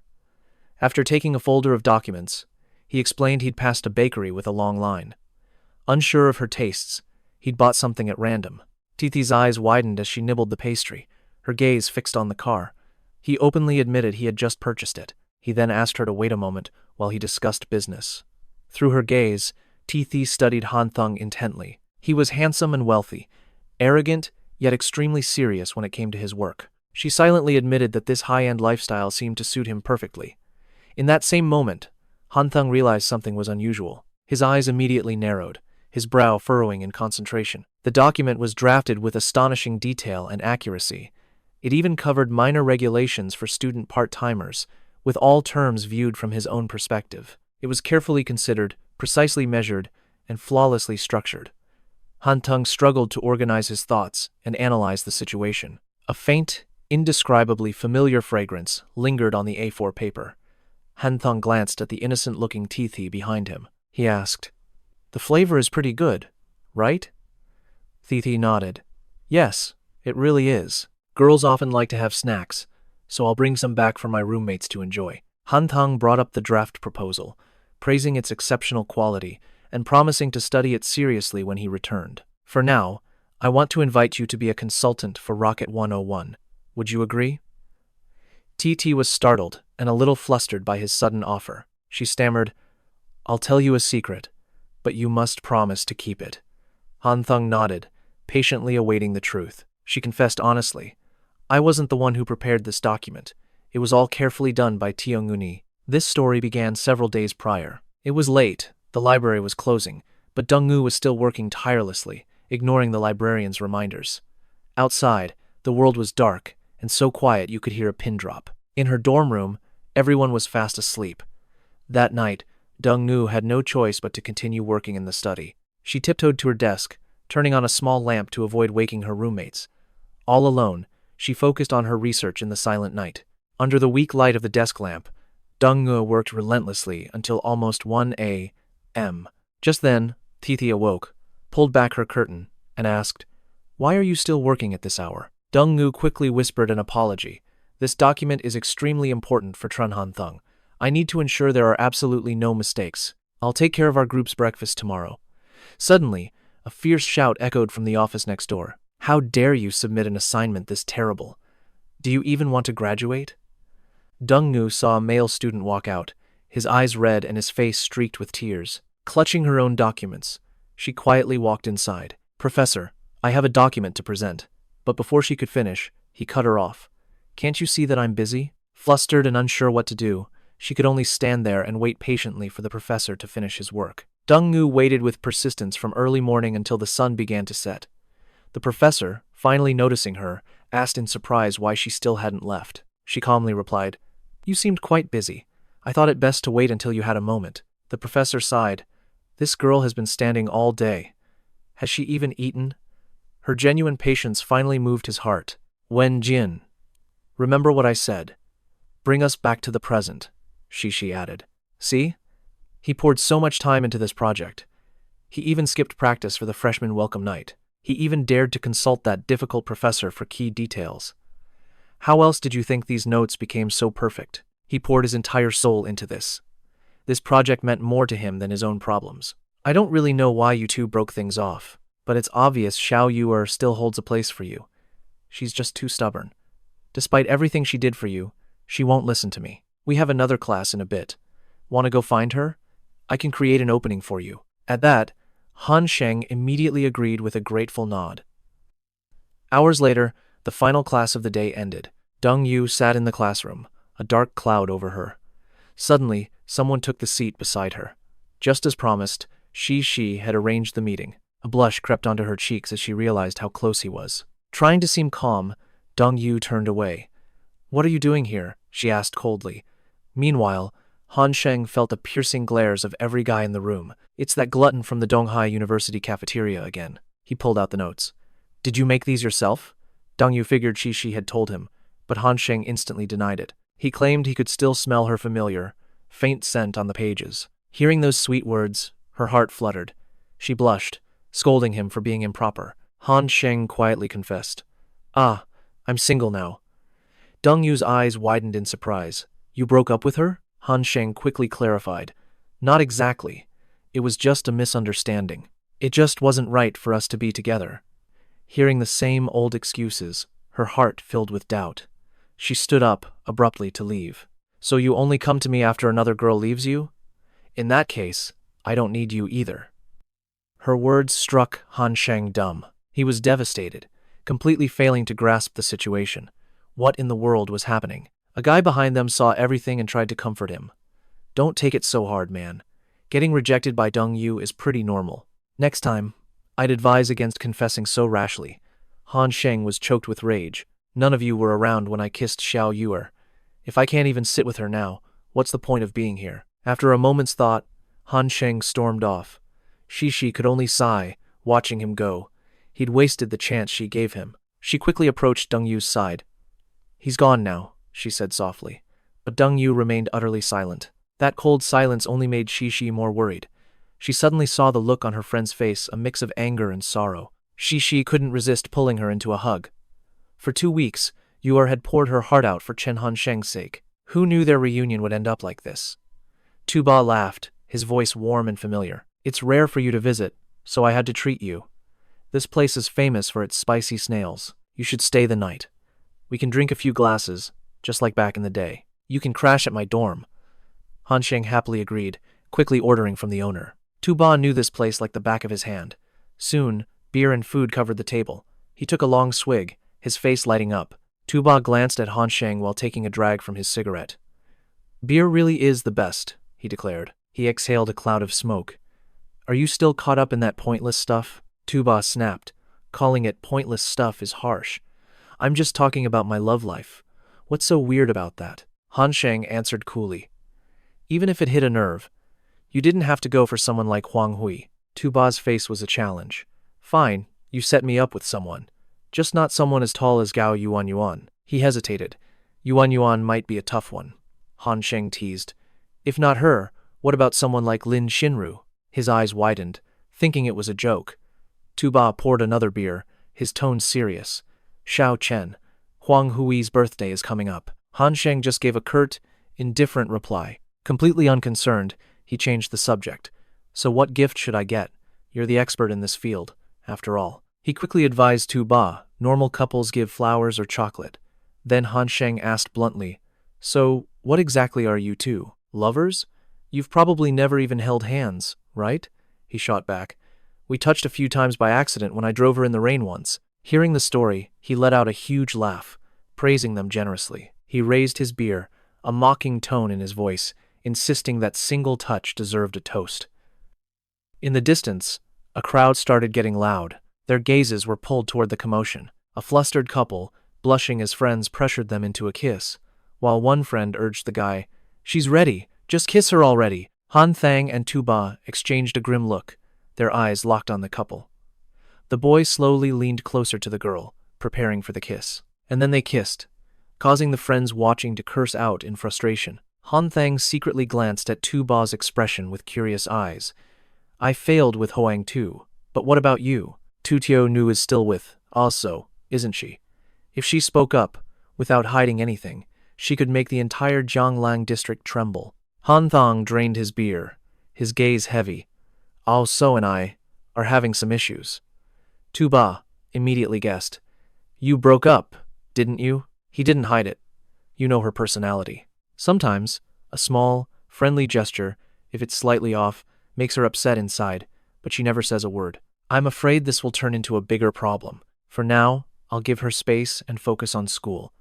This distance will relieve her stress and keep me out of her way. We'll figure it out later. Tu Ba gave Han Thang a doubtful look. Why all the excuses? It's still a breakup in the end. Han Thang snapped back. If that thought makes you happy, then go ahead and believe it. Either way, Also is still mine, so don't even dream of taking her. The boy waved his hand playfully. We're brothers. Why act like this? Why would I be happy that you broke up? Who does that? but he could see right through Tuba's scheme. Then just laugh. Why put on an act? Hearing that, the boy erupted in gleeful laughter. Tuba gloated. Finally, it's your turn. You always complained I was wasting time, but you ended up even worse. Han Thang turned and left coldly, as Tran watched with a triumphant smirk. If I go traveling again this winter break, don't even bother following me, or things will get awkward. Han Thang glanced back and asked, Why are you going there? You're not even that close to them. Tuba just laughed loudly and said, You can't say that. You and Ao So are your own business. My business is with her grandmother and that little girl. Hearing that, he could only remain silent. He brought Han Thang back to the dorm. This is Tran Han Thang, an old friend from high school. He's staying here tonight. Tuba grabbed a pillow and blanket, telling Tran, You take the bed. I'll sleep on the floor. The main character calmly replied, I prefer sleeping on the ground. Han Thang added, Your bed is full of your little offspring. I'm afraid I'd crush countless innocent souls. Tuba looked confused, not getting the meaning of that statement, but when he finally realized it, his face turned crimson with shame and fury. As night fell, the silence of the dorm was shattered by Tuba's frustrated cursing. His voice was filled with despair. If you look around, the girls at Dongda University are practically an endangered species, aren't they? Han Thang wasn't surprised in the slightest. The truth was plain to see. He let out a soft sigh. If his exam score had been just 1 point higher, he would be at a prestigious finance academy.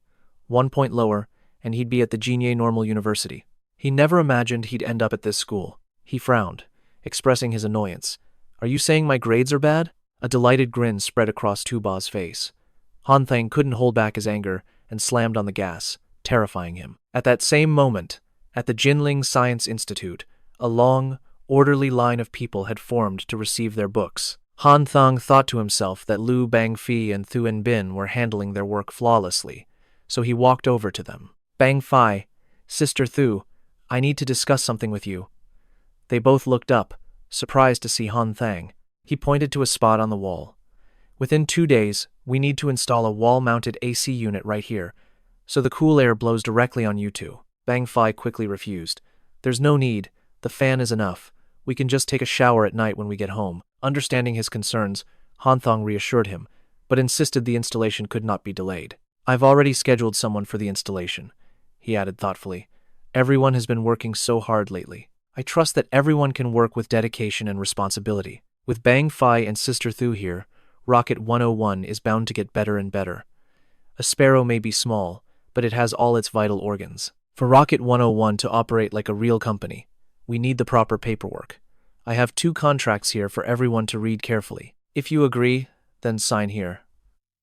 Bangfi grew a little worried, noticing the contract even included compensation clauses. For their respective positions, signing this felt like selling their souls to Tran Han Thang. He spoke again cheerfully. If you feel too much pressure, you can pass, but I truly hope you both sign. Believe in Rocket 101 and in your decision. Both focused intently, scanning every last detail of the contract. Bangfi shot her a look, seeking her accord, and Bin signed instantly, her resolve clear as she pressed her thumbprint to seal the deal. His face was a mask of confusion, but after a moment's doubt, he followed her lead and signed, a flicker of hope in his eyes. In moments, Bangfi's signature was complete, and he pressed his own thumb firmly onto the paper. Han Thang beamed, thanking them profusely before making a swift exit. They watched his figure fade, but doubt still lingered on Bangfi's face. He finally gathered his courage and called out to Bin. He looked at her, his eyes filled with deep concern. If you ever truly want to leave, I'll try speaking with Tran Han Thang. And Bin seemed unfazed, as if it didn't matter. That contract is harsh, I know, but President Tran never forced us. He always tried to reason with us gently. She hesitated, struggling with her words, then sighed while staring into the distance. If we hadn't signed, he might have smiled and persuaded us. Or he might have turned instantly cold.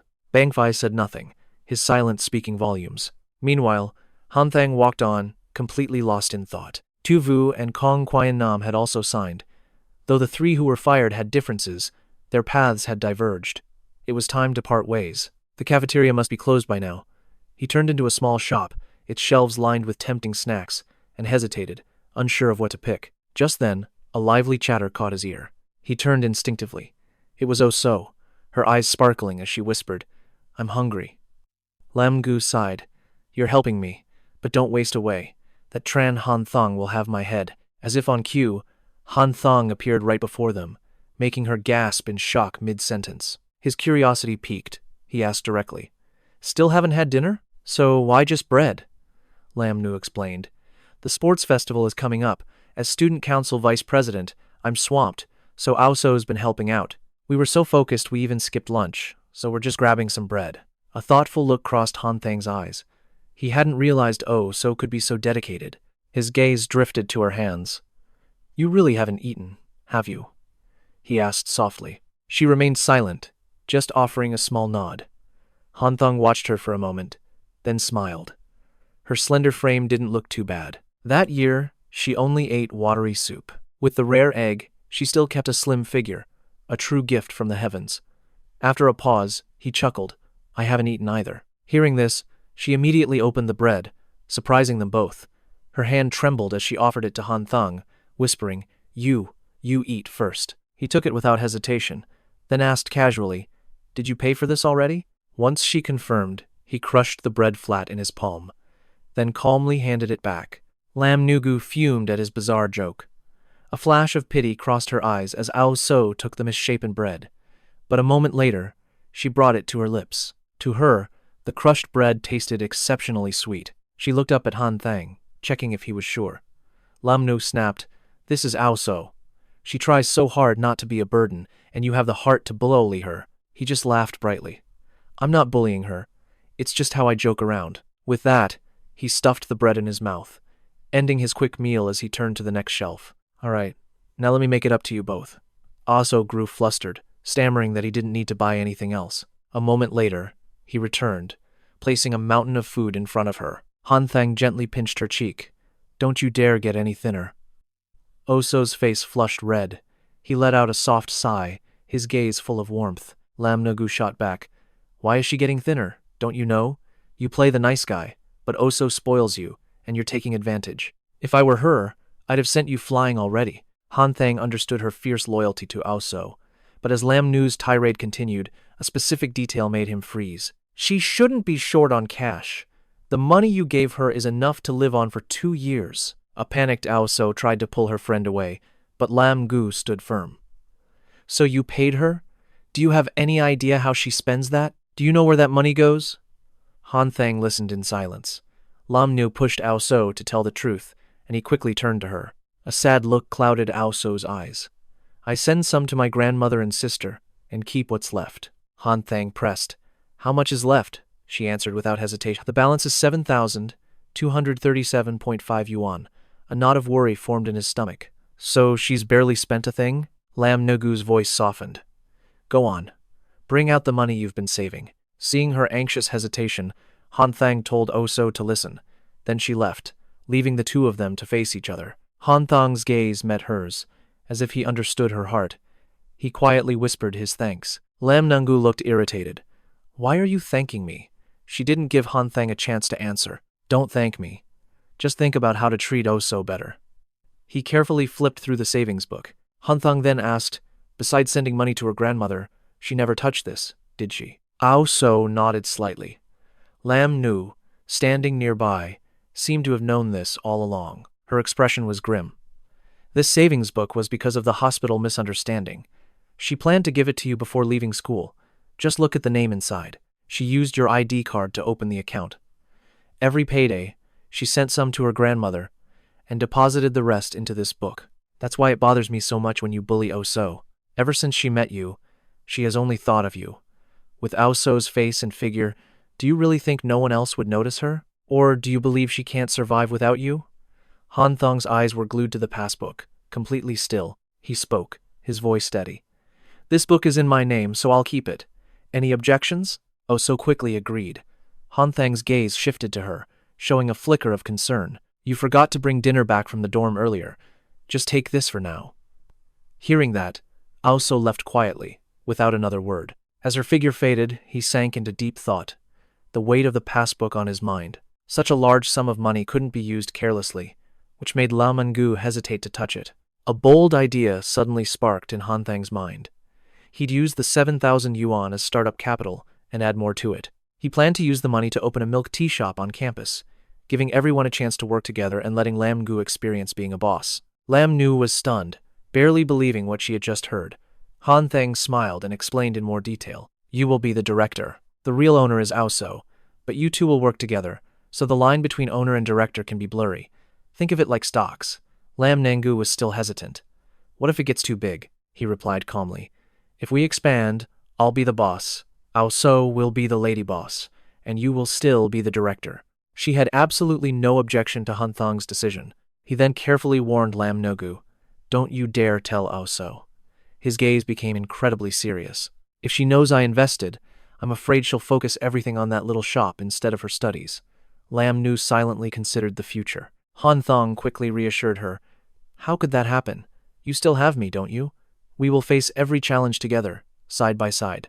Under the scorching afternoon sun, the sports field was packed with people. Students hurriedly drank water to regain their strength for practice. From a distance, Han Thang watched thoughtfully. He thought that a milk tea shop right in front of the sports field would be absolutely perfect. He sat down on the steps, lost in his thoughts. Suddenly, a loud voice calling Han Thang's name made him jump. La Tuyen appeared, looking youthful and radiant. She walked closer and asked, Han Thang, where have you been these past few days? At the same time, other students gathered around to greet him. Tu Vu didn't hesitate to sit right next to Han Thang. He spoke first. No wonder Qian Nam is the only one left handling things in room number 1. She asked nonchalantly, Is Senior Thuong Bang here too? Han Thang replied, I came for student council business, and also to supervise the banner hanging. Qian Nam is enough to handle things over there. Think through the details, then you can proceed. But after this autumn festival, you must go to the Tien Ninh University district to expand the market.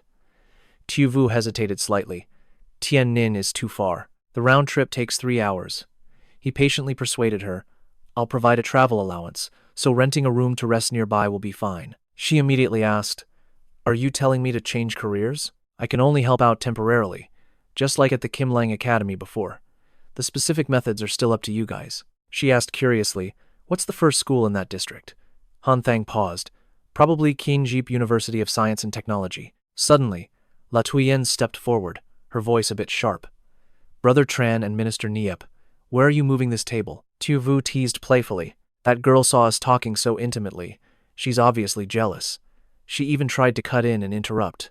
Han Thang moved the table to the corner himself. La Tuyen just watched him, her face unreadable.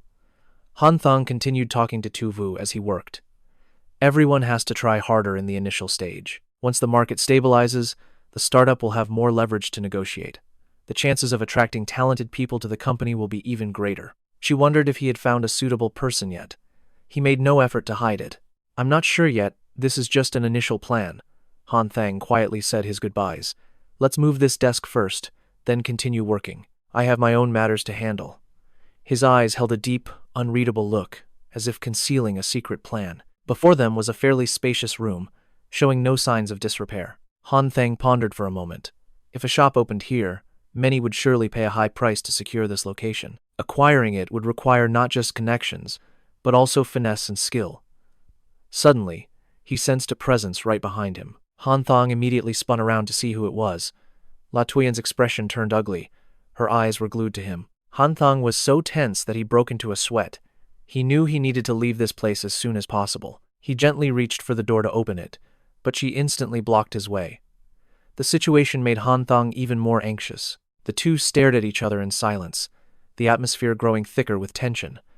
La Tuyen stood firmly at the door, determined not to let him take a single step.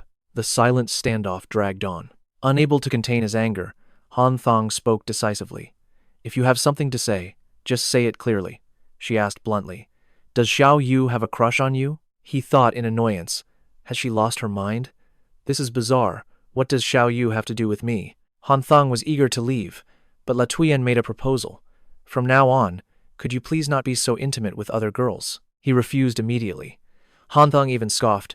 I don't just want to talk. I want to eat with them, and maybe see a few movies. In short, I'll do whatever I want. A shadow of sadness crossed her face as she watched his retreating back. Outside the factory, clouds drifted across a clear blue sky. Han Thang opened the door and entered a tidy room. He looked at Quan Day and asked, Did you find a secretary?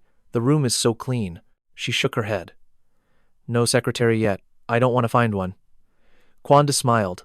I just had a strange urge to reorganize things. When everything's neat, my mind feels at ease. This was a rare occurrence that didn't happen often. She intentionally raised her leg just as Han Thang walked past. Kwanda teased him. You're nothing like a normal student. Other students would pretend to look away while sneaking glances, but you don't hide it at all. You just stare directly at me. She let out a gleeful laugh. I just wanted to make a little comparison. He understood the meaning behind her comparison. Against his other two girls. Kwanda watched him, her eyes filled with scrutiny. So, compared to those two, how is my figure? Han Thang chuckled. That's difficult to answer. After all, I've never held you. Even in traditional medicine, they observe, listen, ask, and feel the pulse.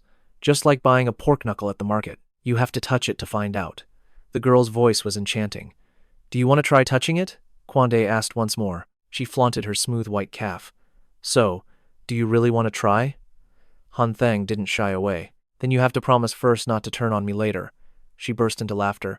You're such a mischievous student. Do you use this trick to fool other girls? Han Thang laughed and replied, What trick? We're just classmates. Kwanda gave him a disdainful look. Who would believe you? Shifting gears, she said, Let's not waste any more time. Her tone turned serious. The MB3 needs a screen produced. From our discussion, we've shortlisted potential companies like Lamdo, Shen Wang, Jin Tai, and Lianfa Electronics. We must select the right location to supply screens for the business. An hour later, all the personnel were present and took turns speaking. She offered her own opinion on Kwanda's plan. She looked a bit weary. If this discussion yields no results, we'll ask all 4 companies to send samples. I will compare them directly on the spot. Kwanda sighed softly, still unsure how to resolve the issue. Han Thang placed a thick file on the table and said gently, Here is the report from today's meeting. Kwanda nodded in thanks, then asked for his opinion on the matter. Han Thang sat upright, his eyes fixed on the screen. Frankly, with this type of product, you'll only notice a clear difference if it's on the level of Samsung. Domestic technology is generally on par with each other. If we consider quality, companies like Lamdo don't really have a significant advantage. She agreed. I think so too. But Samsung's screens are far too extravagant and costly. He smiled faintly, as if he already had a plan. We should evaluate this from a different perspective, using that as the basis for our choice. Han Thang then made a suggestion. You should go survey each factory yourself. It won't take up too much time. With the director's keen eye, you're bound to see something important. Kwanda suddenly looked annoyed. Why didn't you suggest this from the start? He just smiled faintly. I'm only a consultant. The final decision rests with the leadership, so I didn't want to speak out of turn. She didn't press the issue.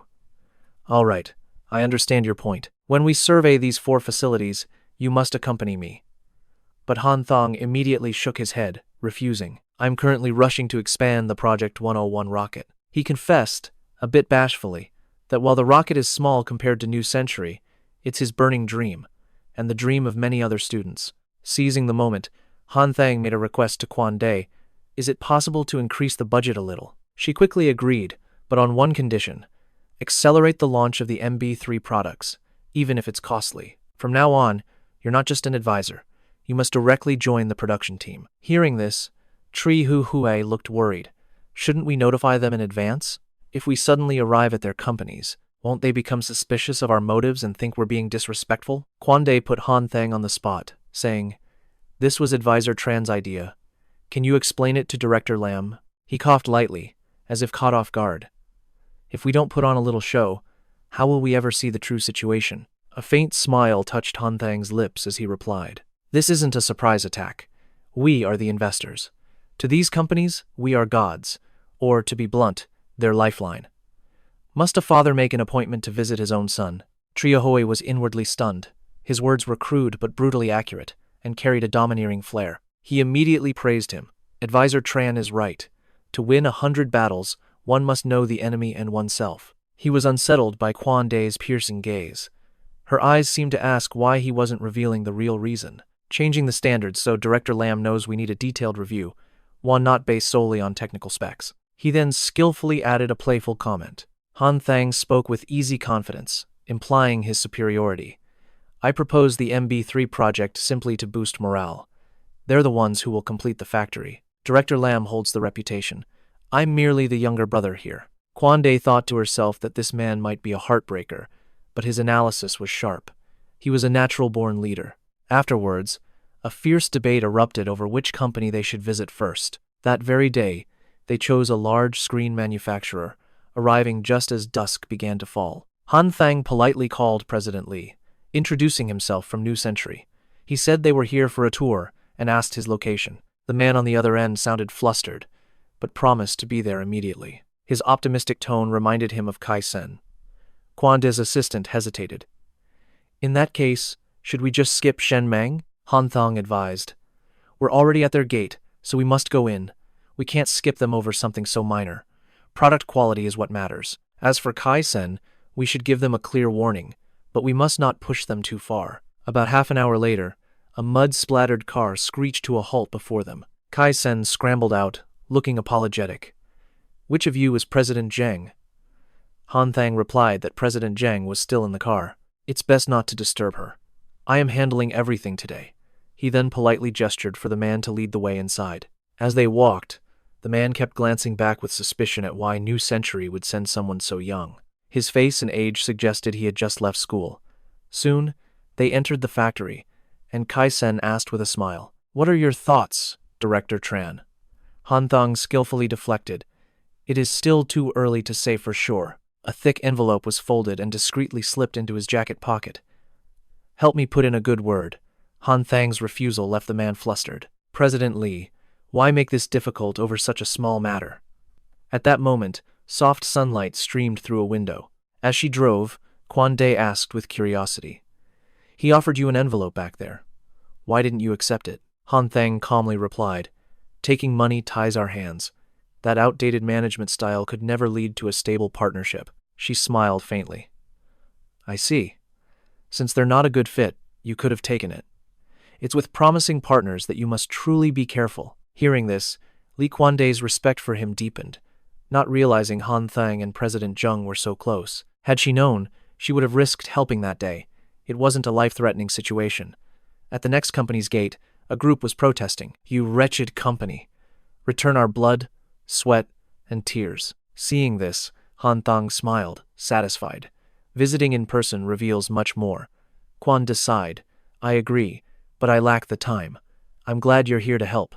Her assistant looked on, flustered, her face turning bright red. Asterisk. The way they talk, like a couple. I've seen too much. Asterisk. Looking at Han Thang's face, Kwande knew. To get him to stay, she'd have to offer more. He chuckled, confirming her guess. President Trin was truly sharp. She understood his intentions before he even finished. The next target was Lian Electronics. Cassine seemed a bit flustered, claiming he had no knowledge of it. "President Trin, there's a place called Li Fu nearby. We could continue our discussion over a meal there." Han Thang then made a suggestion. "It's lunchtime. Why not try the food at the Lian Fa cafeteria?" But would such a request be accepted? The man looked hesitant. The cafeteria only served simple, local dishes, hardly suitable for honored guests. But he was reassured, and President Trin agreed. "It's merely a suggestion, nothing more," Han Thang said, putting an arm around Cassine. "Sir, it's already lunchtime, yet you're working so hard. It's tough." The man responded, looking bashful. "Actually, I used to work in a southern factory myself. The cafeteria was bustling with energy, filled with the aroma of delicious food." Kwande observed their surroundings. "This factory is remarkably orderly, even more so than our own plant." The cafeteria was spotlessly clean. Han Thang immediately disagreed. "This factory has just over 100 workers. You can't compare it to our 1,000-strong company." "It's not a fair comparison." They continued their lively chat. Finally, he stood up. "We should leave after we finish eating. There's nothing more of interest to see at this factory." Cassine had always been a perfectionist, who valued cleanliness in his work. "Would you believe his factory is tidier than your office?" Outside, Cassine waited patiently. He was holding a small bag of fruit, a simple gift from our factory. Everyone gets one. Han Thang laughed, teasing the man. "Isn't a valuable gift like this considered a bribe?" At those words, Cassine froze for a moment. He rushed to explain, a sense of injustice on his face. "I just wanted to give everyone a small souvenir." Our own factory created this from scrap materials. It's not a bribe at all, Han Thang replied softly. And here I thought you were actually trying to bribe me. No wonder those in marketing face these challenges. If it's not a bribe, then you should just accept it. As if to prove his integrity, Kei-sin saw the group off with impeccable politeness. He watched in silence as their figures faded into the distance. Suddenly, something dawned on Kei-sin, startling him. He replayed Han Thang's words in his mind. President Tran was actually helping him, subtly. Without that remark, his team probably wouldn't have accepted the gift. She opened the bag, examining the quality of the small electronic screen inside. For something made by Lianfa, this is quite good. Even this small item shows great dedication. He glanced at her, asking, "What are your thoughts? Should we also visit Jin Tiep?" The woman seemed to have complete faith in him. Han Thang. In the end, they agreed to go together. Inside a conference room at Jin Tiep Electronics, an angry voice suddenly erupted. Prepare a presentation room with a quality projector. Then find an attractive woman, one who is well-spoken with presentation experience. Get her to call Jin Feng directly. He wondered if Huang Tue, a new hire this year, would be the right fit. She graduated from Sudong's University of Science, is a meticulous worker, and shows no outward ambition. The listener immediately approved his plan. Meanwhile, Huang Tue sat calmly, taking a slow sip of her hot coffee. A message from Ziba flashed on her computer screen. "Hey, it's your birthday this week. Any plans? What kind of gift are you hoping for? I want to get you a vibrant bouquet. Would that be okay?" Huang Tue frowned slightly. He was just too poor. He'd hesitated over an 800 yuan beef stew dinner. He couldn't even afford to buy himself a new phone. Her mind drifted back to the Han Thang from the train. Wait, there was another man also named Han Thang. His voice was clear and magnetic, and he carried the unmistakable air of wealth. Ziba's face was glum as he waited for her reply. When Huang Tue's message finally came, he blushed instantly. "Fresh flowers are fine," the text read. "Thank you," Ziba messaged back instantly. "What kind of flowers do you like best? Tomorrow is your birthday. How about we have dinner together?" Huang Tue's expression soured at his persistence. He thinks a bouquet of flowers earns him a birthday dinner? She immediately closed the chat window. I'm not messaging him again. Suddenly, Huang Tue's phone began to ring. It was the person she'd been excitedly talking to, the one who promised her a new phone tomorrow. His tone was so affectionate and caring. He even chided her for trying to refuse the gift. Seeing her superior approaching, she quickly ended the call. Jin Feng spoke to her sternly. "Xiao Huang, I have a new, critical task for you." She smiled, accepting the task. "Are we expecting important guests?" At that moment, the boss was greeting them in the meeting room. "Prepare the presentation materials on our factory's products. You'll be presenting them shortly. I've already prepared the PowerPoint slides. I just need to practice." Jin Feng showed his confidence in her. "This presentation is crucial. It directly impacts the company's future. This is our chance to grow and expand." A determined glint appeared in Huang Tu's eyes. Miss Hua Traknich offered her assurance. "I won't disappoint the leadership." Her eyes burned with unshakable confidence. Huang Tue took a deep breath, trying to calm her nerves. Was this her chance? As afternoon light filled the silent boardroom, the owner of Kim Fong began to speak. This portfolio chronicles Kim Tiep's journey from a small workshop to the giant it is today, showcasing our most notable creations. Please, Director Trin and leaders, offer your feedback. Han Thang flipped through the book, his eyes scanning for something specific. Suddenly, his gaze froze, fixated on a peculiar detail. A question immediately formed in his mind. In this day and age, does this kind of thing still exist? She sighed softly. "I just started at Tan the Kai. Time is short, and all resources are on the MB3 project, leaving no room for anything else." Hearing this, Han Thang cleared his throat and returned his focus to the page. Quan Day seemed to read his mind, turning to him with a knowing smile. "Are you actually interested in doing this stuff?" Han Thang let out a relaxed laugh, not hiding his thoughts. Even Director Trin could try these techniques. If they fail, consider it free of charge. Hearing that, she hesitated for a moment, advising him to focus on the immediate tasks. Quan Day nodded slightly, observing Kim Fong's demeanor. He was neither arrogant nor timid. In fact, he was quite charismatic. He was decisive in his work, handling projects from Lian Fat and Vu Kui Sin with ease. Han Thang nodded in agreement, adding, "You can tell the workshop employees hold him in very high regard." Quan Day was curious about Han Thang's choice. He analyzed that if they chose Kim Teep, it would be largely because of Kim Fong. The main reason was his solid reputation, whereas Lian Fat focused more on the collective whole. Kim Fong's boss glanced at him and asked, "I know Director Trin, but who is that man, Tran Han Thang, beside him?" He admitted he wasn't sure. His identity is unclear. But from their familiar way of speaking, their relationship isn't ordinary. Boss Kim Fong bit his lip, his eyes flashing with anger. Quan Day remained silent, saying nothing more. "Work at Tan," the Kai continued, with Han Thang leading the conversation. He started by inquiring about Kim Fong's situation. "Is Hoang Tue not ready yet? Why keep our guests waiting so long?" He hurried off to find her without a moment's delay. Hong Tue entered, her voice laced with embarrassment. Despite her tardiness, she smiled. "Welcome, distinguished guests and leaders. I am Hoang Tue, from Kim Teep's administrative department." Her eyes drifted to the corner of the table, and she suddenly froze. Her gaze locked onto Han Thang, her face flushing as her heart began to race. She wondered frantically, why is he here? Han Thang also noticed the shock in her eyes. So, Hong Tu was working at this company. She quickly regained her professional composure. "Next, I would like to give you a brief overview of Kim Teep Electronics." Quan Day leaned in, whispering teasingly into Han Thang's ear. "Another one of your romantic debts, I see. Why does she keep stealing glances at you?" He replied coldly. "We knew each other once, but if you keep spouting nonsense, I'll sue you for slander." She didn't stop. "I doubt anything happened. That girl isn't even that pretty." The presentation concluded to a round of applause for Hung Tuesday. She still couldn't fathom why Han Thang was here. Mr. Kim Fong respectfully invited his group for feedback. After a period of discussion, the meeting finally came to a successful close. He graciously saw them out, apologizing for taking up so much of their time. At that moment, Kim Fong had an idea. "It's dinner time. I've booked a table at a hotel. Shall we continue our discussion over a meal?" But Quan Day's face showed zero interest. Han Thang, ever perceptive, understood immediately. "We need to head back to focus on more research. We can have dinner another time.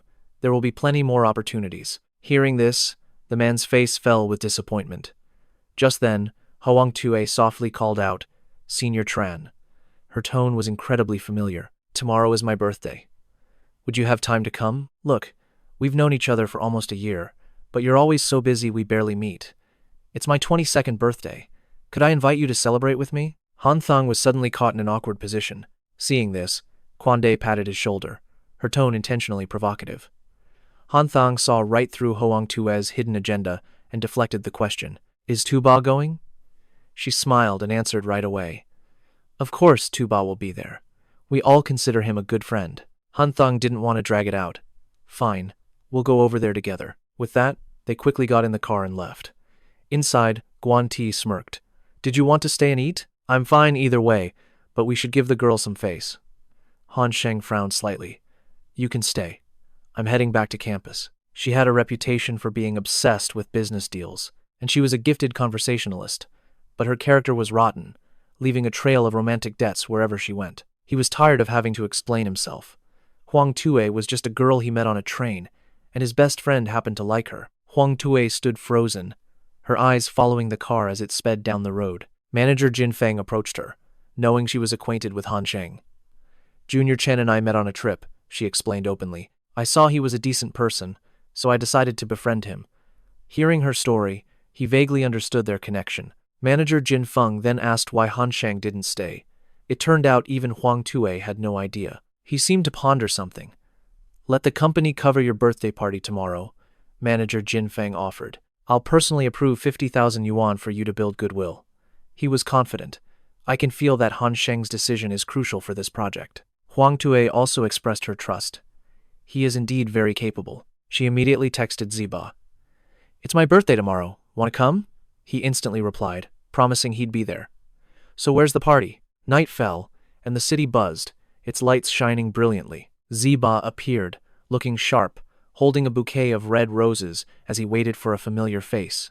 Suddenly, Han Sheng pulled up, teasing him playfully. "Where's the boss heading?" Startled, he quickly waved him off. Han Sheng rolled down the window, glancing at Ziba, who immediately scolded him. "Hey, why are you just showing up now? We're going to be late." Ziba hastily jumped into the car. Han Sheng noticed his friend's smoking habit, and Ziba quickly explained himself. They began to chat endlessly. Suddenly, Ziba turned to stare at him without a word. Han Sheng also fell silent, focusing on the road. Aren't you going to show some respect at someone's birthday party? He snapped. But Han Sheng remained utterly calm. Xiao Yu bought this outfit for me. Am I embarrassing you? Ziba's eyes narrowed, noticing he hadn't brought a gift. Han Sheng was indifferent to his friends yelling. Are you really going to a birthday party empty-handed? He calmly said he'd gift a chicken, which shocked Ziba. He frowned. That's just weird. Huang Tue could be your sister-in-law someday. Han Sheng brushed it off. You go ahead and pursue her. We'll worry about the future later. In no time, they arrived at the party location. He kept rushing his friend to hurry up. Han Sheng found it all a nuisance. Huang Tue was already waiting, her eyes fixed on her phone, a trace of anxiety on her face. Hearing the noise, she looked up, seeing Ziba rushing over, worried he'd kept her waiting too long. The moment he saw her, he blushed, stammering her name 3 times. Xiao Tui. Ziba awkwardly tried to explain, I'm so sorry. The traffic was terrible, making you wait. You could have started without me. Huang Tue didn't quite grasp the meaning behind his words. She thought for a moment, then smiled. It's fine. It's more fun when everyone arrives before we begin. Huang Tu skillfully greeted Han Sheng, who was standing opposite her. He coolly told her to just call him by his name. Huang Tui smiled, her eyes curving into crescents. Han Sheng slowly thanked her for agreeing to come to the birthday party. She thought to herself that this man was simple and approachable. The company's mission should go smoothly. Ziba quickly added, It's nothing. Sister Xiao Tuesday, don't be so formal. Xiao Chen just came along with me. Her gaze swept over them with subtle scrutiny. Huang Tui didn't reply, simply offering a gentle smile as she led the way. Ziba muttered quietly, I won't blame you for being late today. Next time, be on time so it's not so awkward. Han Sheng could only sigh in response. Thanks. I just remembered I forgot the flowers. He reassured him. It's fine. You can give them later. Inside, the bar was alive with noise, people dancing under dim lights. A girl in a bold outfit owned the dance floor, drawing every eye. Ziba's face dripped with sweat. He'd never seen a scene like this before. He thought with certainty, Xiao Chen understands. He's always been better at fitting in at places like this than I am. Huang Tu raised her voice slightly. Everyone, let me introduce 2 young men, both still students. One is Han Sheng from the Institute of Finance, and the other is from Jianye University of Technology. He is Wang Ziba. A woman named Yan Zi gently chided. You made us wait all this time. Just for 2 college students? Yan Zi's friend put on a pitiful look. Brother Chiu, are you looking down on us students? He immediately tried to comfort her. I forgot you're at the Art Academy. Brother Chiu owes you 2 drinks for that. Han Thang scanned the room, sneering inwardly. He couldn't believe the terrible taste people had in 2003, like cheap, faded copies. He was suddenly caught between 2 young women. Tu Ba was in an awkward spot, unsure how to react. Cao Tu shot a glance at Han Thang. So, you made us wait this long just to sneer at us? Introduce this god you brought. Does he have any talent? He just watched, unfazed by the question. Yen Tu's friend saw Han Thang looking for a lighter and quickly offered him one. Tu Ba then spoke up. I'm Wang Tu Ba, and I'm 20 years old. My hometown is Kangthon, and I'm studying architectural technology. Besides being a bit of a goody two-shoes, I have no other skills. Before he finished, the whole group burst out laughing. Did you get lost, little brother? You still sound so naive. We're here for hard liquor, Cao Tu said, his eyes locked on Han Thang, awaiting a response. Hung Tu jumped in, trying to salvage the tense mood. There's no need for complicated introductions. Everyone here is a friend. He took a deep drag, ignoring the scene. Then, with deliberate aim, Han Thang blew the smoke directly into Cao Tu's face. Furious, he slammed the table and erupted into a string of curses. Han Thang just scoffed, his voice dripping with scorn. Just a joke, Cao Tu. I'm Han Thang, the student council's vice president. My friends call me boss. Everyone on campus knows that name. So let's get acquainted.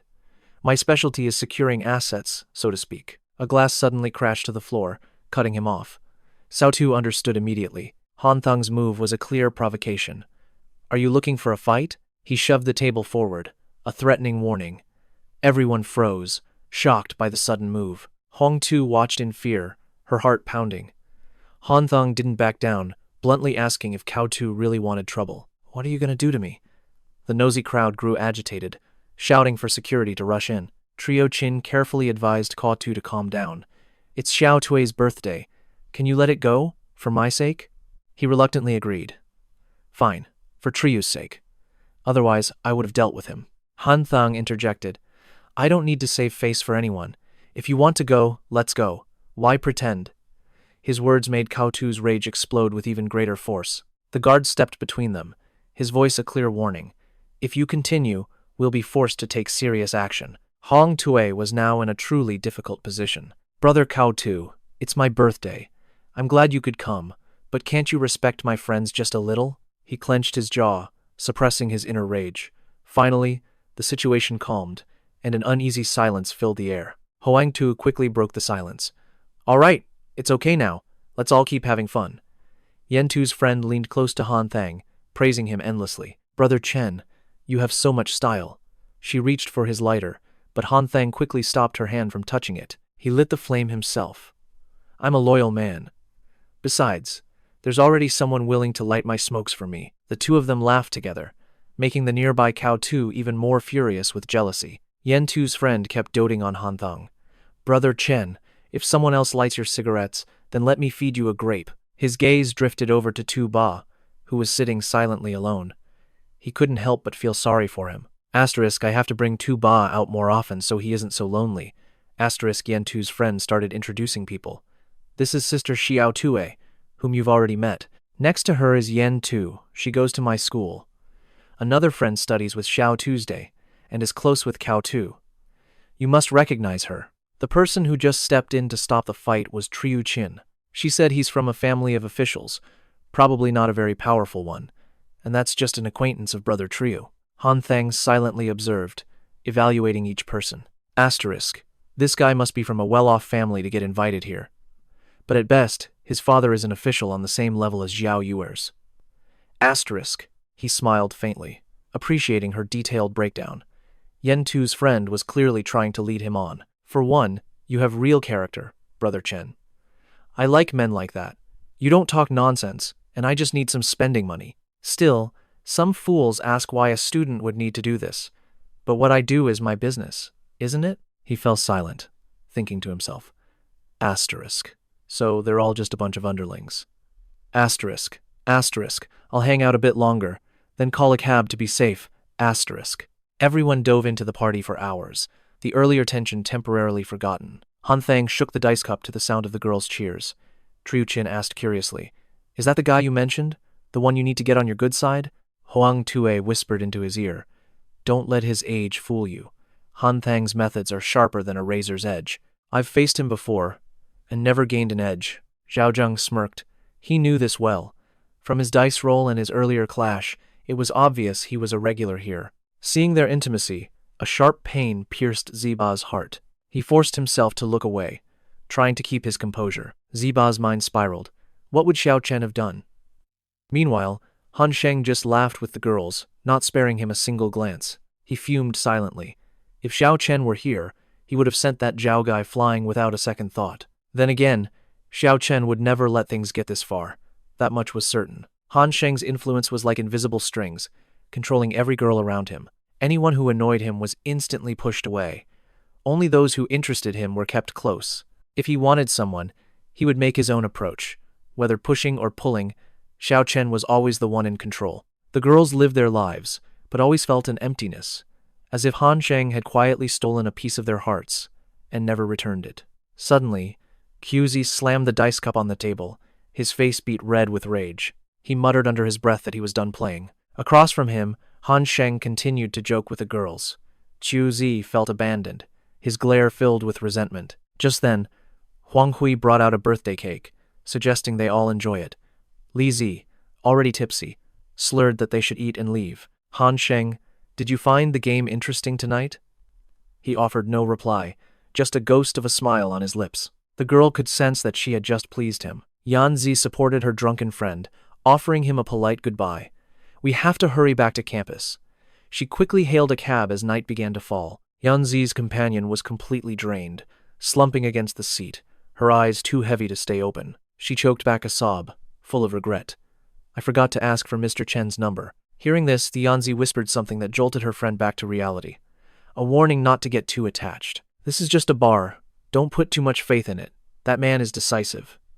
I saw how cleanly he walked away. Without a single backward glance, Han Sheng strode silently down the desolate street. From the back of the taxi, Yanzi's friend peeked out, her eyes secretly following his disappearing figure before she sank back into her seat, mulling over Yanzi's words. The friend gently suggested, "Let's teach dance to kids, and stop coming to the bar." But the other girl hesitated, knowing the pay was far too low. Leaning her head on Yanzi's shoulder, she murmured a sentence that made her friend pause. "There. People respect us," she confessed. Back at the bar, I really wanted to ask for Mr. Chen's number, but I couldn't bring myself to do it, because I knew in my heart, he looks down on people like us. At the same time, a worried Ziba turned to Han Sheng. "Let's just get a ride to my school. You should sleep in my dorm tonight. It'll be safer." Han Sheng shot him a cryptic look. "Weren't you planning to give Huang Hui flowers?" Hearing that, Ziba's determination vanished.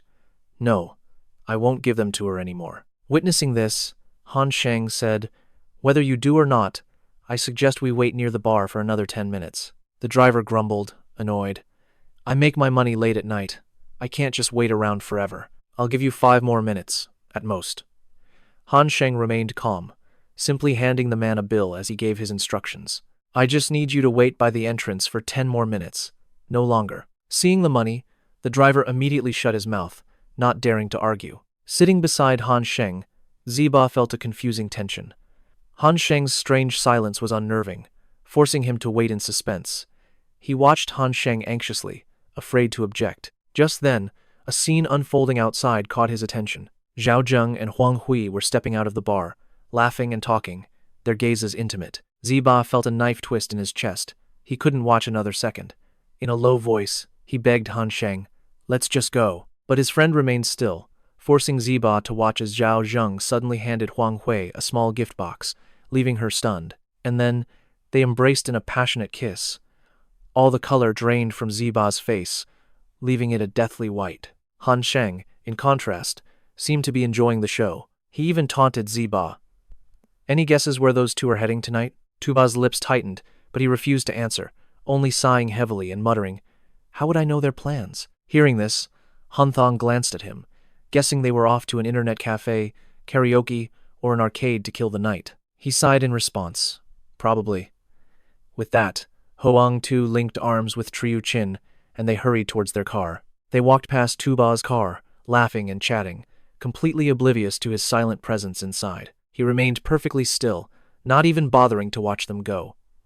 Han Thang, however, curiously turned to comment. Either place was possible, but definitely not a hotel. What would a guy and a girl do there? There aren't even computers for gaming. The words twisted like a knife in Tuba's heart, sharpening the pain. Unable to bear it any longer, he hurled the bouquet from his hands and roared in frustration.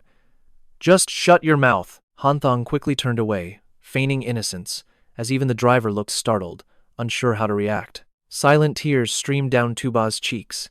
He had lost control, quickly covering his mouth to stifle his sobs. Then, in a fit of pure agony, Tuba began slamming his fist against the car window repeatedly. Han Thang just watched silently, at a loss for how to comfort him, when a roll of tissues appeared before Tuba. The driver said softly, "Take this. I was young once too. I understand how it feels." Han Thang thanked him, took the tissues, and gently passed them to Tuba. With bloodshot eyes, he accepted them shyly and wiped his tears. Then Tuba suddenly asked, "Do you have a cigarette?" And so, they both got out of the car to light up.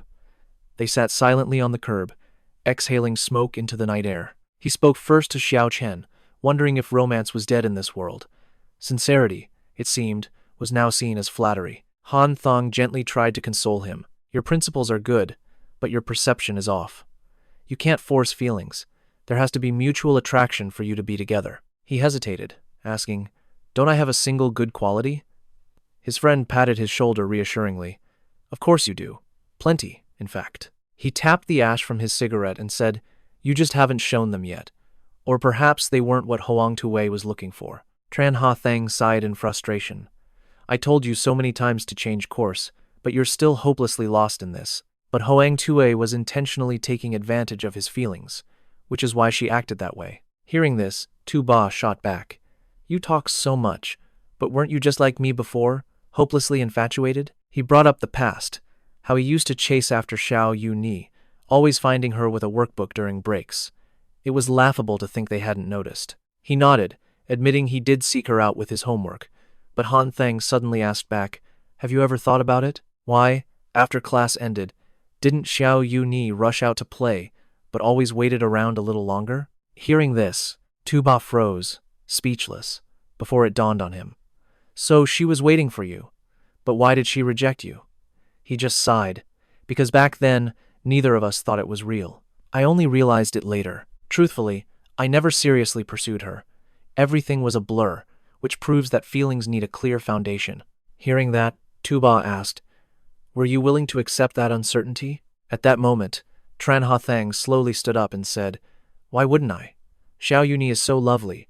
What reason would I have to refuse? Let's go. Time for a few more drinks." With that said, they both quickly got back in the car. The car moved through the bustling streets, the music inside blending with the noise outside. Every note seemed to strike a chord in Tu-ba's chaotic mind. The driver seemed excited, as if this was one of his favorite, most familiar songs. Only Han Thang frowned, cursing under his breath. This driver was a real piece of work. Soon they arrived at the bar. Several beers were already empty before the food was even touched. A tipsy Tu-ba asked if they should order more, but Han Thang cut him off. All this talking suddenly made me think of Xiao Yu-ni. We're not far from Donghai University. I want to go see her for a bit. His face flushed from the alcohol. He said, "Do you think Xiao Yu-ni will even agree to come down? She's not just any girl. She's the proud and difficult type." He held out his phone. "Then, call her dorm right now. Tell them I'm drunk and throwing up all over the place downstairs." Tu-ba couldn't believe he was being told to lie, but he did it anyway, dialing the dorm's number. "Hello, is Xiao Yu-ni there?" The voice on the other end told him to wait and went to get her. Soon she was on the line, and he quickly introduced himself as Wang Tu-ba. She was still surprised to hear from him and asked, "Why are you calling the dorm phone?" He answered nervously, "It's Xiao Chen. He's downstairs from your dorm, throwing up violently. He's even crying." After explaining the situation, Tu-ba hung up. Han Thang yelled, "I told you not to make up the crying part." He argued back that it made the story sound more genuine. Chao Yuer was the one to soften first. And so, they both stood waiting patiently below the dorms. But even after a long while, Rong Yu never appeared. He yawned and rubbed his eyes, thinking to himself that girls took forever to get ready. Suddenly, Han Sheng's eyes began to sting, remembering the spicy shrimp he'd eaten. Just then, she walked out and said softly, "I thought you were someone who never cried." Rong Yu handed him a small pack of tissues. Her face, still touched by sadness, was bathed in moonlight as he suddenly pulled her into an embrace.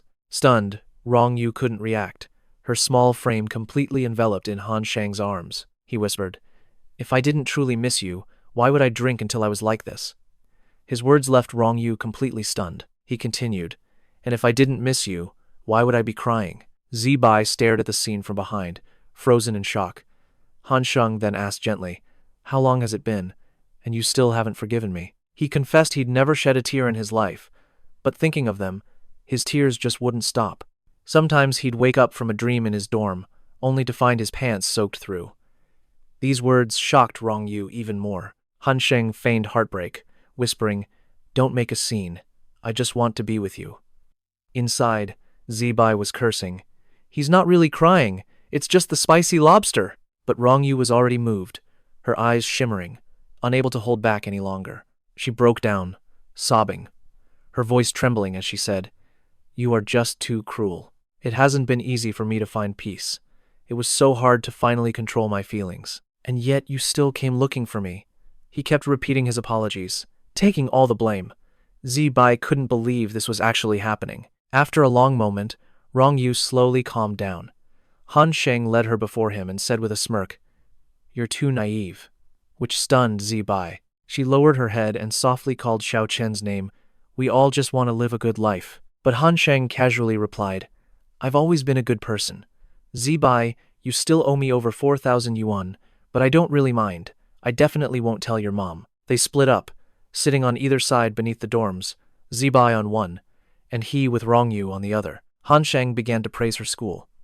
The scenery here truly was beautiful. She just nodded, giving a shallow reply. He asked again, "Are you cold?" Rong Yu lightly shook her head. Suddenly, Han Sheng reached out to stroke her hair, saying it had gotten much longer. Rong Yu immediately pushed his hand away. He just smiled. But we were just hugging a moment ago. She sighed in frustration, explaining her father forbade her from seeing him again.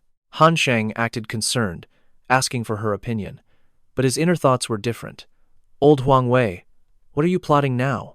I already went to your house to apologize.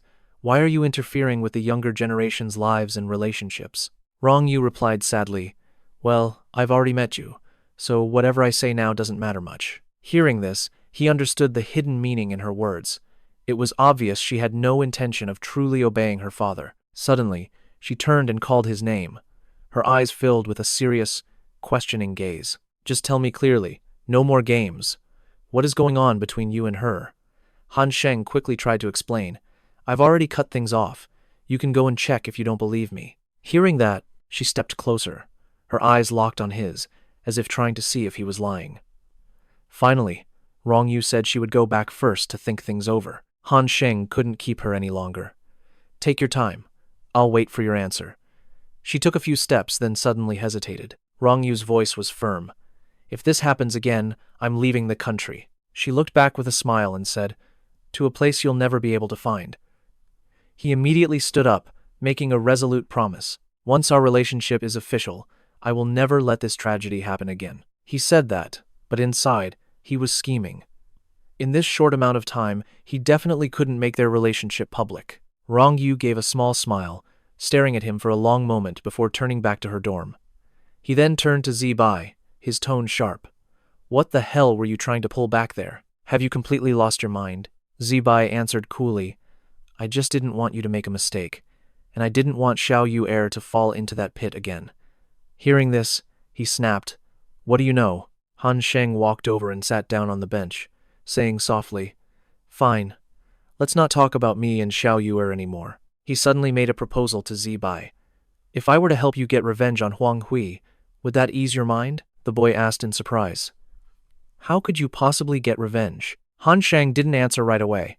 First, just tell me if it would make you feel better. How I do it is my business. Zibai fell silent for a long moment, then replied in a low voice, I was full of hatred just now. But then I thought about it. I once loved her, so her actions had their reasons. At most, I just won't like her anymore. Hearing this, he understood what Zibai was truly feeling. So you really want to let go of revenge? He asked. Han Thang's reply was swift. Of course not. He acted nonchalant. Whether you're comfortable or not, as long as I'm satisfied, that's enough. Han Thang added, It's late. Getting a ride is a hassle. Let's just stay here for the night. And so, they went to a nearby motel. The receptionist bowed her head apologetically. My deepest apologies. Only one room is left. It's a business suite with a large bed. Is that acceptable? He smirked. One room is enough. The receptionist asked, surprised. Two gentlemen. Sharing one room? Han Thang chuckled. Or what? Did you think we rented a room to play board games? Taking the key, they entered the elevator, her curious gaze following them. She thought to herself, Asterisk, so it's really like that. Asterisk. Asterisk. I thought it was just a joke. I never imagined two men could be that way. Asterisk. They quickly headed toward room 608. He had finished showering, while Tuba was out cold on the bed. Han Thang walked to the desk and picked up the phone. After several rings, someone finally answered. He had to call 3 times before his female friend picked up. Tran Han Thang here. An annoyed voice came through. Why are you calling so late? He feigned innocence. I had no idea you were asleep. I just want to ask one thing. Between Lian Fat and Kim Tiep, which side will you choose? Hearing this, Kwande was suddenly wide awake. She sat up, replying, I've been wondering the same. Who do you think is better? Han Thang answered instantly. Kim Tiep has clear advantages. First, President Liu is very influential, and second, their work is meticulous and extremely professional. Besides, working with them feels comfortable. If we join forces, the outcome will be even better. He said so much, but she latched onto those 2 words. Feels comfortable. All the while, Tuba was snoring soundly. She asked him directly, Someone from Kim Tiep took you to a birthday party. So where are you now? He replied casually, I'm calling from a hotel. Hearing that, her tone changed. Well, I won't keep you. Just be safe. Don't let desire lead you astray. Kwande then hung up abruptly, giving him no chance to respond. She stared at her phone for a long time, thinking, asterisk, has Kim Taep's reach really extended this far? Asterisk. She gazed at the gift on her table, lost in thought, while Han Thang was still at the motel. This move showed Kim Taep was willing to cross ethical lines, swaying a consultant in Kinoan's new crisis.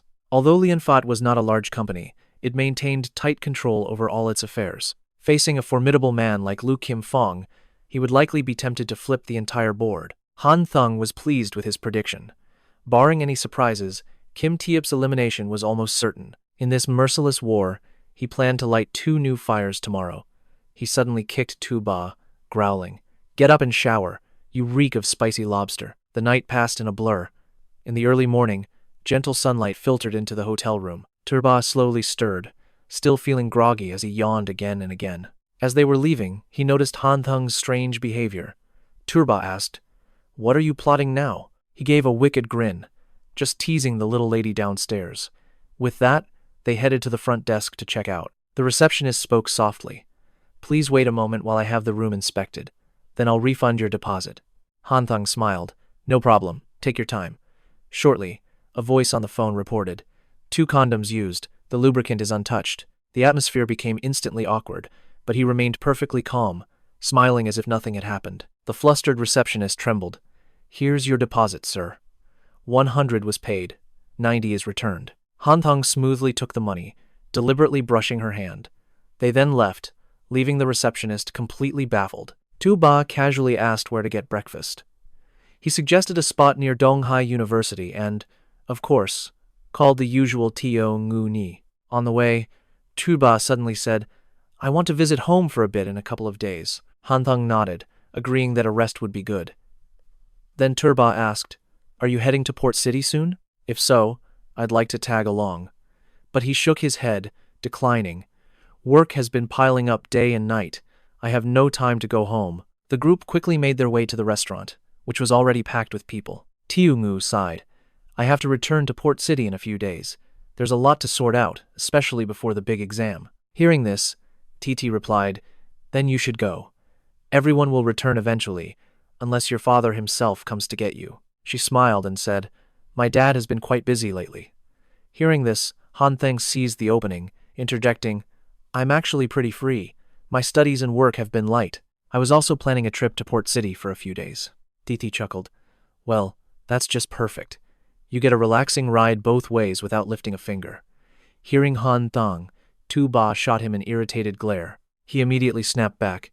"What's that look for? You say nothing, but in your head, you're cursing, wondering why the main couple can't just get together. If they did, the world would have one less troublesome pair." After their meal, the group strolled out to the parking lot.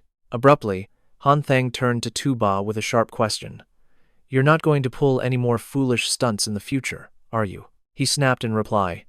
"Never. Stop talking nonsense. I was never the foolish type to begin with." Han Thang continued his analysis. "Hoang Tu will leave her current company. It's only a matter of time. Triyu Chin is just a temporary game for her. The moment you show weakness, she'll come running back. I hope you haven't forgotten what happened last night." Tu Ba grumbled in frustration. "I get it. You talk too much. It's like you can predict the entire future." He replied coolly, "I'm nothing like you. How could I ever compare to a true player like yourself?" Hearing this, Han Thang fell silent, offering only a faint smile. After saying their goodbyes, he drove off. While stopped at a red light, his phone began to ring non-stop. He answered with respect in his voice, "Director Trin, do you have instructions for me?" The voice on the other end was relaxed, signaling this wasn't a serious order, but rather some good news she wanted to share. She began, "After your call last night, I took it very seriously. I immediately held a meeting this morning to decide between Lian Fa and Kim Taep. Personally, I was leaning towards Kim Taep, for the very same reasons you pointed out." He listened in silence as she continued. "However, many managers supported Lian Fa. While Kim Taep is modern and strong, Lian Fa is more diplomatic. They argued it would be a smoother partnership for our company." "Hello? Are you still there?" Quan De called out, hearing no reply. "Han Thang, are you still on the line?" He suddenly spoke up. "Director Trin, this puts me in a very difficult position." She immediately questioned him. "Did you already accept Kim Taep's offer at the birthday party?" Han Thang's voice was heavy with conflict. implying that he hadn't fully committed just yet. Quan Day's tone softened. I know this decision makes things awkward, but with so many people in the company supporting it, I can't go against the majority. He replied quietly, Understood. Are there any other instructions, Director? I need to focus on driving. She answered at once. That will be all. I hope you won't hold this against us. Continue your great work on the megapixel project. He hung up, lost in thought. She was a truly shrewd woman. Since taking over the New Century factory, she had replaced all of the senior managers. A person like that makes decisions without needing a board's approval. Isn't that right? He understood perfectly. Tran Han Thang had intentionally chosen Lian Fa, but was skillfully avoiding personal responsibility by shifting the burden onto others. Han Thang saw her as brilliant, but her intense focus on her career revealed two critical flaws: overconfidence and a complete disregard for human emotion. In that moment, an idea sparked within him.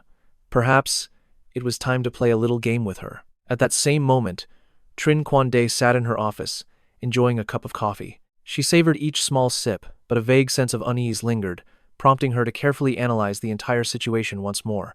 Every detail fit together logically, yet something felt wrong. It wasn't Han Thang's usual style. Just then, someone approached her desk. Director Tran, you were looking for me? Quan Day asked directly. Do you have a close relationship with Kim Teep Electronics? Lao Hui replied, Not particularly, but both our companies are in the electronics sector here. I've had the occasion to meet Lu Kim Fong a few times. She gently placed her coffee cup down and smiled. In that case, please deliver a message for me. Tran Han Thang paused briefly, then spoke slowly, emphasizing each word. Kim Teep's methods are underhanded. They've just lost a very valuable opportunity. That message was immediately relayed to the CEO of Kim Teep. Just as he was deep in thought, a knock sounded on his door. Huang Tue entered with a bright smile. What is it, sir? He began to probe. How did things go with Han Thang last night? She replied without a hint of hesitation. He had a wonderful time. The CEO continued his inquiry. And what do you think of this collaboration? Is our chance of success high? Huang Tu answered confidently. Our relationship is quite good, and after last night's party, I'm certain we'll secure the deal. The odds are well over 80%. After hearing her report, he merely grunted non-committally before asking another question. The expense fund I gave you, is there much of it left? She replied casually. Aside from the cost of drinks at the bar, the rest isn't needed. I plan on inviting Han Thang for another chat tonight. The man stared at Huang Tu for a long moment, then ordered her to return all remaining funds to the finance department.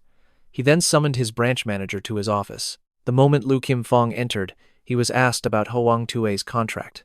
How much longer is it valid? He quickly replied, She just joined this year. Contracts are annual. He nodded, agreeing to wait until the year's end. Then his voice turned cold. The moment her contract expires, get her out of the company. This woman was so foolish, being played without knowing her own place. Lu Jinfeng then returned to his office. On his way, he happened to see Huang Hui. She still greeted him cheerfully. Good afternoon. But manager Jinfeng sternly reminded her to maintain order in the office. If there's no business, don't wander around. His gaze flickered to Huang Hui, as if adding another warning. No personal calls during work hours unless it's urgent. His warning made her heart sink. She silently watched Lu Jinfeng's retreating back. Confused, Huang Hui grabbed her phone to send a text. The message was for Zhao Zheng. My manager is suddenly being hostile for no reason. He replied casually, It's fine.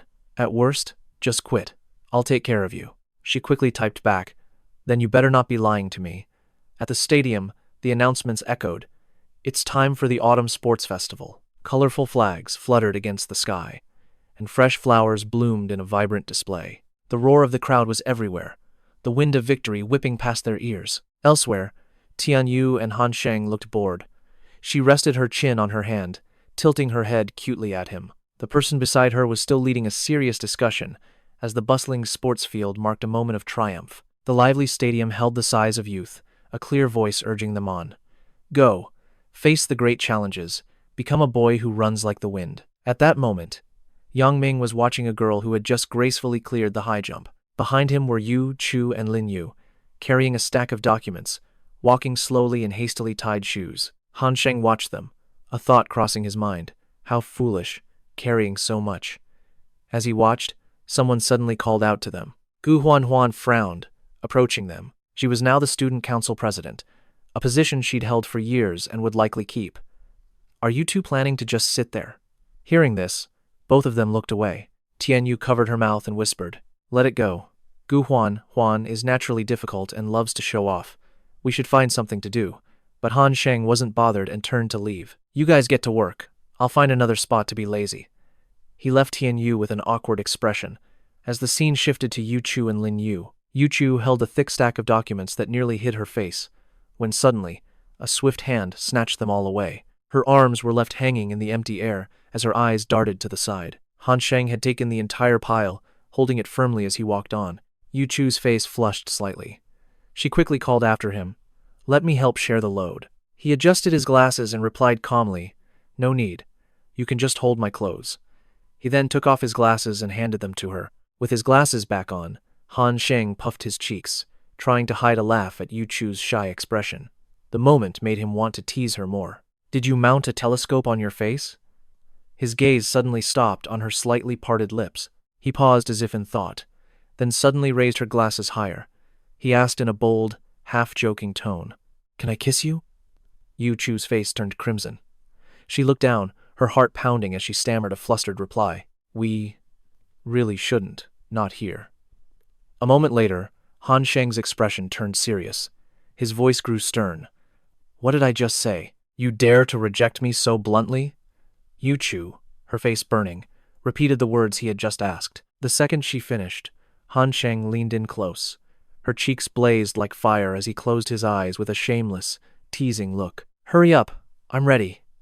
Yu Chu was flustered by his teasing, but Han Sheng stood still with his eyes closed, waiting, while she turned away. He sneakily peeked with one eye, hoping she had actually kissed him, but she was just blushing and looking down. She poked his cheek with her finger.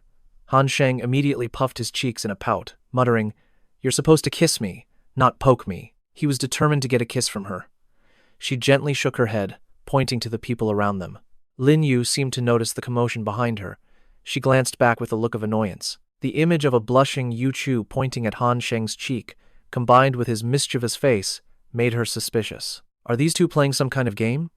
Han Sheng quickly came up with an excuse, saying he had a pimple and asked Yu Chu to check it. Lin Yu replied seriously, blaming it on poor lifestyle habits, and began to lecture him. "At school, we must maintain a proper schedule for eating and resting to avoid breakouts. You're always busy socializing, so this happens." Han Sheng listened, completely dumbfounded. Finally, he cut her off in a hurry. Okay, that's enough," he chuckled. So it wasn't acne, just his overwhelming handsomeness causing it. What more was there to say? Elsewhere, amid the bustle of preparations, a man directing the work crew suddenly noticed Han Thang casually smoking and pointed a finger right at him. "Are you planning to smoke here?" He calmly nodded. "That's right," which startled the man. Annoyed, his voice sharpened. "If so, please leave the stadium. Don't interfere with the sports team's work. We're trying to be professional here." At that, Han Thang gestured toward Noi Quan, as if to ask why he was allowed to smoke freely. "But I'm different," the man immediately protested. "They said only the minister has the right to smoke. And who are you?" Just then, Han Thang proved his status by turning to Ngoi Quan. "Old Ngoi, let me borrow your lighter." Passing the lighter, he asked slowly, "Are things at the Foreign Affairs Ministry going well?" Han Thang calmly replied, "I've only ever handled power transitions for the minister. If they don't come looking for me, it means everything is fine. They only call when they need a favor." Hearing this, an impressed Ngoi Quan pulled him aside to talk. Before leaving, Han Thang glanced back at the other man. He smiled, his eyes narrowing slightly. "You should shave that, you know. College girls prefer maturity. With that high school look, you can forget about getting a girlfriend for the next 4 years." The man flushed with embarrassment. Gentle sunlight filtered through the leaves, illuminating the yard as everyone continued preparing for the sports festival. On some nearby steps, a girl and 2 young men were taking a break. Han Thang discreetly glanced to his side while smoking. Also was intently watching a line of ants. A small stone blocked their path, disrupting their orderly march. She gently reached out, moving the stone so the ants could continue their journey. She watched them with gentle compassion, a faint smile on her lips. Suddenly, a hand gently touched her hair. Startled, her eyes widened in surprise. Ao So turned to see Han Thang watching her intently. She met his gaze, her cheeks flushing pink. She pursed her lips and shyly looked down, her eyes still soft and warm. They unconsciously moved closer, with the noisy, packed stadium before them.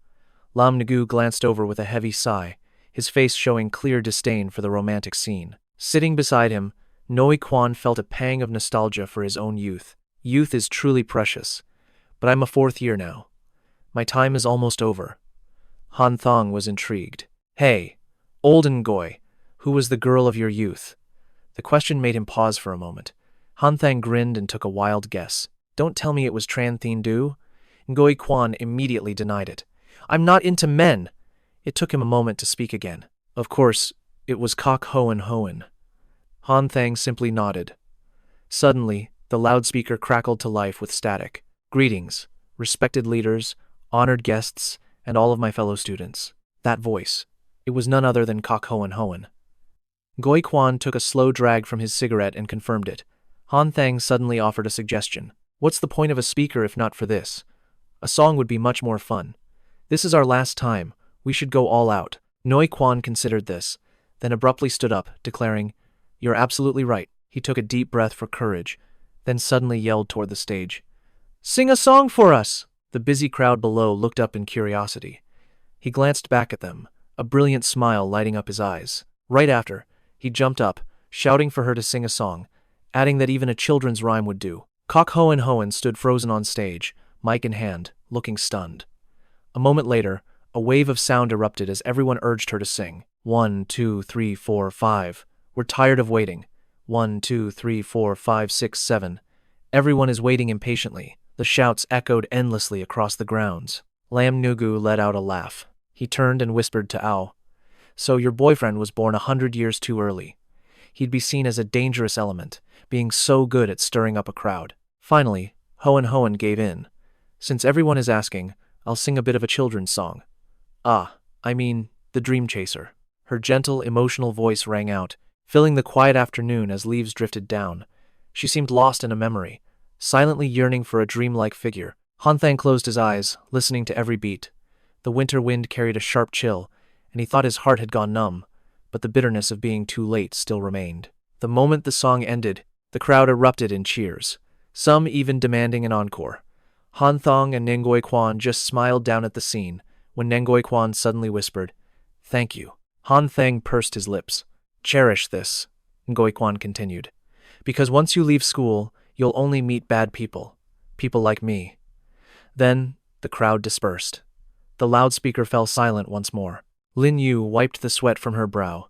At last, the troublesome task was complete. Han Sheng suddenly appeared from behind, startling everyone as they turned to look. Let's all go out for dinner tonight. Also glanced at Lin Yu, waiting for her reaction. He invited her too, but she politely refused, not wanting to be a third wheel. So, he devised a plan to invite more friends, and in the end, they all enjoyed dinner together. Han Sheng offered enthusiastically, Don't be polite. Feel free to eat. But Lin Yu's face tensed, her eyes darkening. The extra guests he invited were Bang Fai and En Bin. She felt like an awkward, shining spotlight. During the meal, Han Sheng asked a few curious questions. I've been busy with some personal matters the last 2 days. The express delivery at the Science Academy, the maritime business in Nanguang, and Xiao Zhuang's venture. Bang Fai answered with a smile. Those places have gradually stabilized. While it's no match for the Finance Academy, students at the other 4 schools are getting used to Rocket 101. As he spoke, their glasses clinked. It was a good sign of stability. They then discussed the rival school's sports festival. Bang Fai paid close attention to the Finance Academy, recalling a singer's performance on stage at the festival. While chatting, he secretly glanced at En Bin. He felt a wave of relief, thinking, Han Sheng is acting normal. I guess I was worrying too much. When they got the call to the warehouse, Bang Fai and En Bin had wondered why they were summoned. Lin Yu felt that Han Sheng's invitation had a hidden meaning, but Bang Fai just smiled to reassure her. It's probably a normal business inquiry. You're overthinking it. She remained uneasy, speculating. If President Chen already knew the situation, a phone call would have been enough. Inviting us means there's something else. I feel like we should be prepared. He then asked what they should prepare for. She replied that they needed to know the daily order numbers, package types, and revenue. The important figures must be memorized. Seeing her worry, Bang Fai placed a hand on her shoulder to comfort her. Han Sheng is a close friend. It's probably just a chat. You don't need to call him President Chen. But she firmly shook her head. Before the contract is signed, we can be casual, but once it is, titles become company policy. We must be careful. He can be informal, but we cannot. Bang Fai was stunned by her words. Suddenly, Xiao Yu and Guinan appeared, surprising him. Why were they here too? Han Sheng stood in the center as everyone gathered around. He laughed and said, all right, since we're all here, I'll begin. Bang Fai, report the situation and work details from the Science and Technology Academy. Hearing his name, he jumped in panic. He couldn't meet anyone's eyes, bowing his head and mumbling an apology while gripping his shirt. If only I had listened to Bin. I haven't memorized those key numbers yet. Suddenly, a familiar voice spoke beside him. Greetings, President Chen. Hello, everyone. It was Bin, responding with composure. After its establishment, the Jinling branch at the Science Academy has maintained stable results. Handling mostly letters and small goods, the 4 schools generate over 400 orders a day. He instinctively turned to look at her. His face faintly blushed, and joy crept into his heart. In that moment, his gaze was filled with only her image. After Bin's report, Han Sheng's face showed clear satisfaction. Bang Fai and Senior Chiu Shui are extremely careful. Everyone should learn from that serious spirit. Next up was Guinan's report on the Academy's financial situation. As the attention turned to him, he stood up to present. Our development started well, but progress has slowed slightly this past half year due to the respiratory epidemic. Everyone knows Jiangling has 3 major university zones. Rocket 101 has secured 2 of them, leaving the Jianye Postal Institute, the Commerce Academy, the Tourism Academy, and the Medical University. We must expand into these locations quickly. At this, he suddenly called out Bang Fai's name, making him jolt and quickly answer. Xiao Yu burst out laughing. Brother Fai, no need to be so serious. President Chen isn't a drill sergeant. You don't have to shout. He scratched his head, laughing awkwardly. Only then did Han Sheng casually ask Bang Fai a question, noting his usual stiffness. Can I guess what you're thinking? In that instant, another hand gently stopped his own from twisting the hem of his shirt. He looked up slightly and met a pair of incredibly calm eyes. She returned his gaze with a reassuring look. Han Sheng continued, from the Postal Institute to the Commerce School, and from the Pharmacy to the Tourism Department. I'm planning to assign Senior Shang Bing, Bing Fei, and Sister Thu. The 3 of them will be in charge together. Sister Thu's health isn't good, so she can't leave Jiangling for long. She has to get used to the business here. Once I get approval from the higher-ups, I'll arrange the team and move Yi Xiao Yu to manage the university market. After settling the details, their discussion ended. They parted ways, leaving only Han Thang with the 2 girls. He silently walked past them. Lin Yu glanced at him with clear annoyance, then asked, Yu Chu, what is your relationship with Chen Han Thang right now? In his current state, he's not proactive, but he doesn't exactly refuse either. Sometimes he's close, other times he's cold. This caused Yu Chu to lower her head and answer anxiously. I'm not sure either. Lin Yu could only let out a confused sigh. This afternoon, Chen Han Thang was suddenly and strangely gentle. I thought you 2 had made up, but he turned cold again. Watching his retreating figure, she wondered why it turned out like this. Chen Han Thang. That man is truly hard to read. He seems to understand women's psychology, has a free-spirited personality, and importantly, he's brilliant at making money. His appeal to the opposite sex is natural, but in a situation like this, being too close to him is almost unbearable. Shen Yuchu had been in this situation before. Timid and hesitant, she couldn't confess directly, holding her frustrations in her heart until she nearly fell into depression. Fortunately, the fake cancer scare alerted Chen Han Thang. He used her mistake as an opportunity to act, creating a relationship that was both clear and ambiguous. This ambiguity didn't mean his feelings were also unclear. He couldn't actually leave Shen Yuchu, but he still hadn't found a peaceful way to be with her. The vague relationship was a choice, a way to maintain a suitable distance that eased her burden and reduced the pressure. Chen Han Thang himself still carried a great responsibility. The scene shifts to the residential dorms. Yao Ping was strolling along when he met a girl who waved with a smile. Secretary Yu, good morning.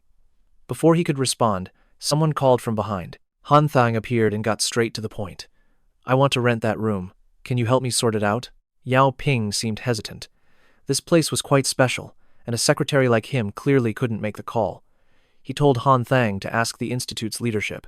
So, he asked who was actually in charge. Yao Ping told him it was Vice Director Lu Gong. Hearing that name, Han Thang fell into a thoughtful silence. He wasn't close to the man. Asking directly would be difficult. Seeing him quiet, Yao Ping offered an idea. I'll try to gauge Director Lu's reaction for you, but I can't guarantee any specific result. He flashed a bright smile and offered a compliment, thinking to himself that the cigarettes he had gifted were not wasted. So Han Thang asked a little more about Director Lu. The man replied, "The professor is an upright and honest man, with no particular hobbies. If you want to be liked and valued by him, you have to show your true abilities." After hearing this, he decided to ask Yao Ping and Secretary Yu, "Please put in a few good words for me tomorrow. First, I'll go say hello to Director Lu to create an initial impression." Meanwhile, Lu Gong was leaning on a railing, seemingly having just ended a call. Suddenly, a voice called out from behind him. He turned his head slightly and saw that it was Han Thang. He asked right away, "Isn't that Xiao Chen? Are you participating in the autumn sports meet this year?" He smiled and nodded, then smoothly added, "I'm participating in the 400-meter relay this afternoon. If you're free, Professor, please come and watch." Though he knew the man was unlikely to show up, he still asked politely. Lu Gong's answer was exactly what Han Thang had predicted. Even so, he had managed to build some goodwill and smoothly push things forward. "This is my responsibility, and I need to set a good example for everyone. I won't disturb you any longer, sir. When you have time, I'll come to report my thoughts." Ending the chat, he turned and walked away. Seeing him leave the office, Yao Ping was surprised. "Why didn't you chat a little longer? Director Lu seemed very pleased with you." Han Thang casually pulled out a cigarette and handed it to him, replying, "Talking too much can easily lead to mistakes." He lit the cigarette with a mysterious air, making a brief appearance and then disappearing is what truly gets people's attention. Time passed quickly, and it was soon afternoon. Zhang Yun left a message. "I have other work to attend to, so I'm leaving first. Everyone, keep up the good work." Then he departed. Han Thang also strolled down the small path, thinking that since old Guo was gone, there was no reason for him to stay here either. Suddenly, Tian Yu appeared from behind, lightly placing a hand on his shoulder. "Hey, don't be so lazy. Come over here and chat with me for a bit." Han Thang looked up, his eyes scanning the field as if searching for something. And then, his gaze met Yu Chu's, who was sitting nearby. When she saw him looking, she quickly lowered her head, blushing. Lin Yu, beside her, gently teased, "Your boyfriend is calling you." At his words, Oso immediately looked up, her lips parting as if to speak. Han Thang beckoned her over. She gave him a gentle smile, her eyes full of affection, as she slowly walked toward him. Lam No watched with a hint of bitterness, thinking how lucky Tran Nam was to find a once-in-a-lifetime love. When she sat a short distance away, he tilted his head with concern. "Easy now. Be careful not to trip." Han Thang moved a bit closer and asked, "What are you reading?" She looked up, replying softly, "English." Hearing this, his curiosity grew, wondering if it was for the graduate exams. At that, he couldn't hide his surprise. "Are you really considering applying for graduate school?" She just smiled and said, "This book belongs to Vin San. She's at a competition and asked me to hold it for her." A shadow crossed Han Thang's face. "If you actually pass, are you thinking of leaving me?" He recalled how many couples break up after those grueling exams. His words startled her, and she quickly promised not to leave him. She soothed him gently. "Don't be upset. I truly have no plans to apply." His expression softened with relief as he let out a breath, then asked half-jokingly, "So why the firm decision not to apply?" "I'm a bit lazy by nature. Who knows? After graduating, I might just want to stay home and play games, hoping you'll take care of me. I heard graduate students earn quite a bit. Would you mind if I just relaxed at home, letting you be the breadwinner?" He replied while lightly pinching her cheek. She answered, flustered, "Not at all, not at all. You could even stay home with the kids." Her adorable expression made him chuckle. He couldn't help but tease her. She was truly a sweet, naive girl. Back at the dorm, an excited voice suddenly cut through the quiet. "So, what did you discuss with Chief 6 yesterday?" The other person continued. "I briefly mentioned the storage room, and Chief 6 said he'd call you to talk more. He seems to really value you." Han Thang just laughed in response. "What's so special? I'm just a rookie student." A moment later, he found himself standing before Office 6. Kung Xiu slowly raised his hand to knock. The moment the door opened, he cheerfully greeted Chief 6. As he stepped into the room, Kung Xiu asked politely, "I hope this isn't interfering with your exams." He smiled in return. "Not at all, sir. I don't have a match today. My schedule is completely clear." "Am I for a sip of cool water?" Kung Xiu finally began. "How has the Rocket 01 project been doing lately?" "The other day, I was walking to another lecture hall, and saw a Rocket 01 promotional bag, a perfect example of a student startup. Han Thang gave a slight laugh and replied, "Yes, sir. Rocket 01 is developing very smoothly. Thank you for your constant concern, Chief." Suddenly, the chief changed the subject. "I heard you intend to rent the warehouse near the gym. Is that right?" He was stunned. Secretary Vu had already reported this. He began his explanation. "There's a female student in my class from the Shuyan-du region. Her family is impoverished, with her parents gone. Only her grandmother and little sister remain. I tried bringing her into Rocket 01 before, but the work pace was simply too fast and wasn't a good fit. Furthermore, as the student union's vice president, I'm aware of several other students this year with very difficult family situations. So, I want to rent that warehouse to open a small drink stand. The profits would help ease the burdens of these students in need." Han Thang's deep empathy was clear as he spoke. Kung Siu listened, pensive. "At first, I thought Tran Han Thang was just focused on business, but his reasons are far more noble." With that thought in mind, he put down his glass and spoke directly. "Previously, the head of school logistics wanted to rent that spot for a snack bar, but I disagreed. The location is excellent. It would be almost impossible to lose money, but their goal was centered only on profit. From my perspective, that reasoning was regrettable." Han Thang strongly agreed with his sentiment. "I assert that the motive isn't just about money. To say otherwise would be unrealistic, but having a chance to improve the lives around me is what's truly precious." Kung Siu praised him for this. "That's why your Rocket 01 project is doing so well. Even while you earn money, you're also helping many students find part-time work." Seizing the chance, he humbly mentioned the school. "I don't earn that much myself,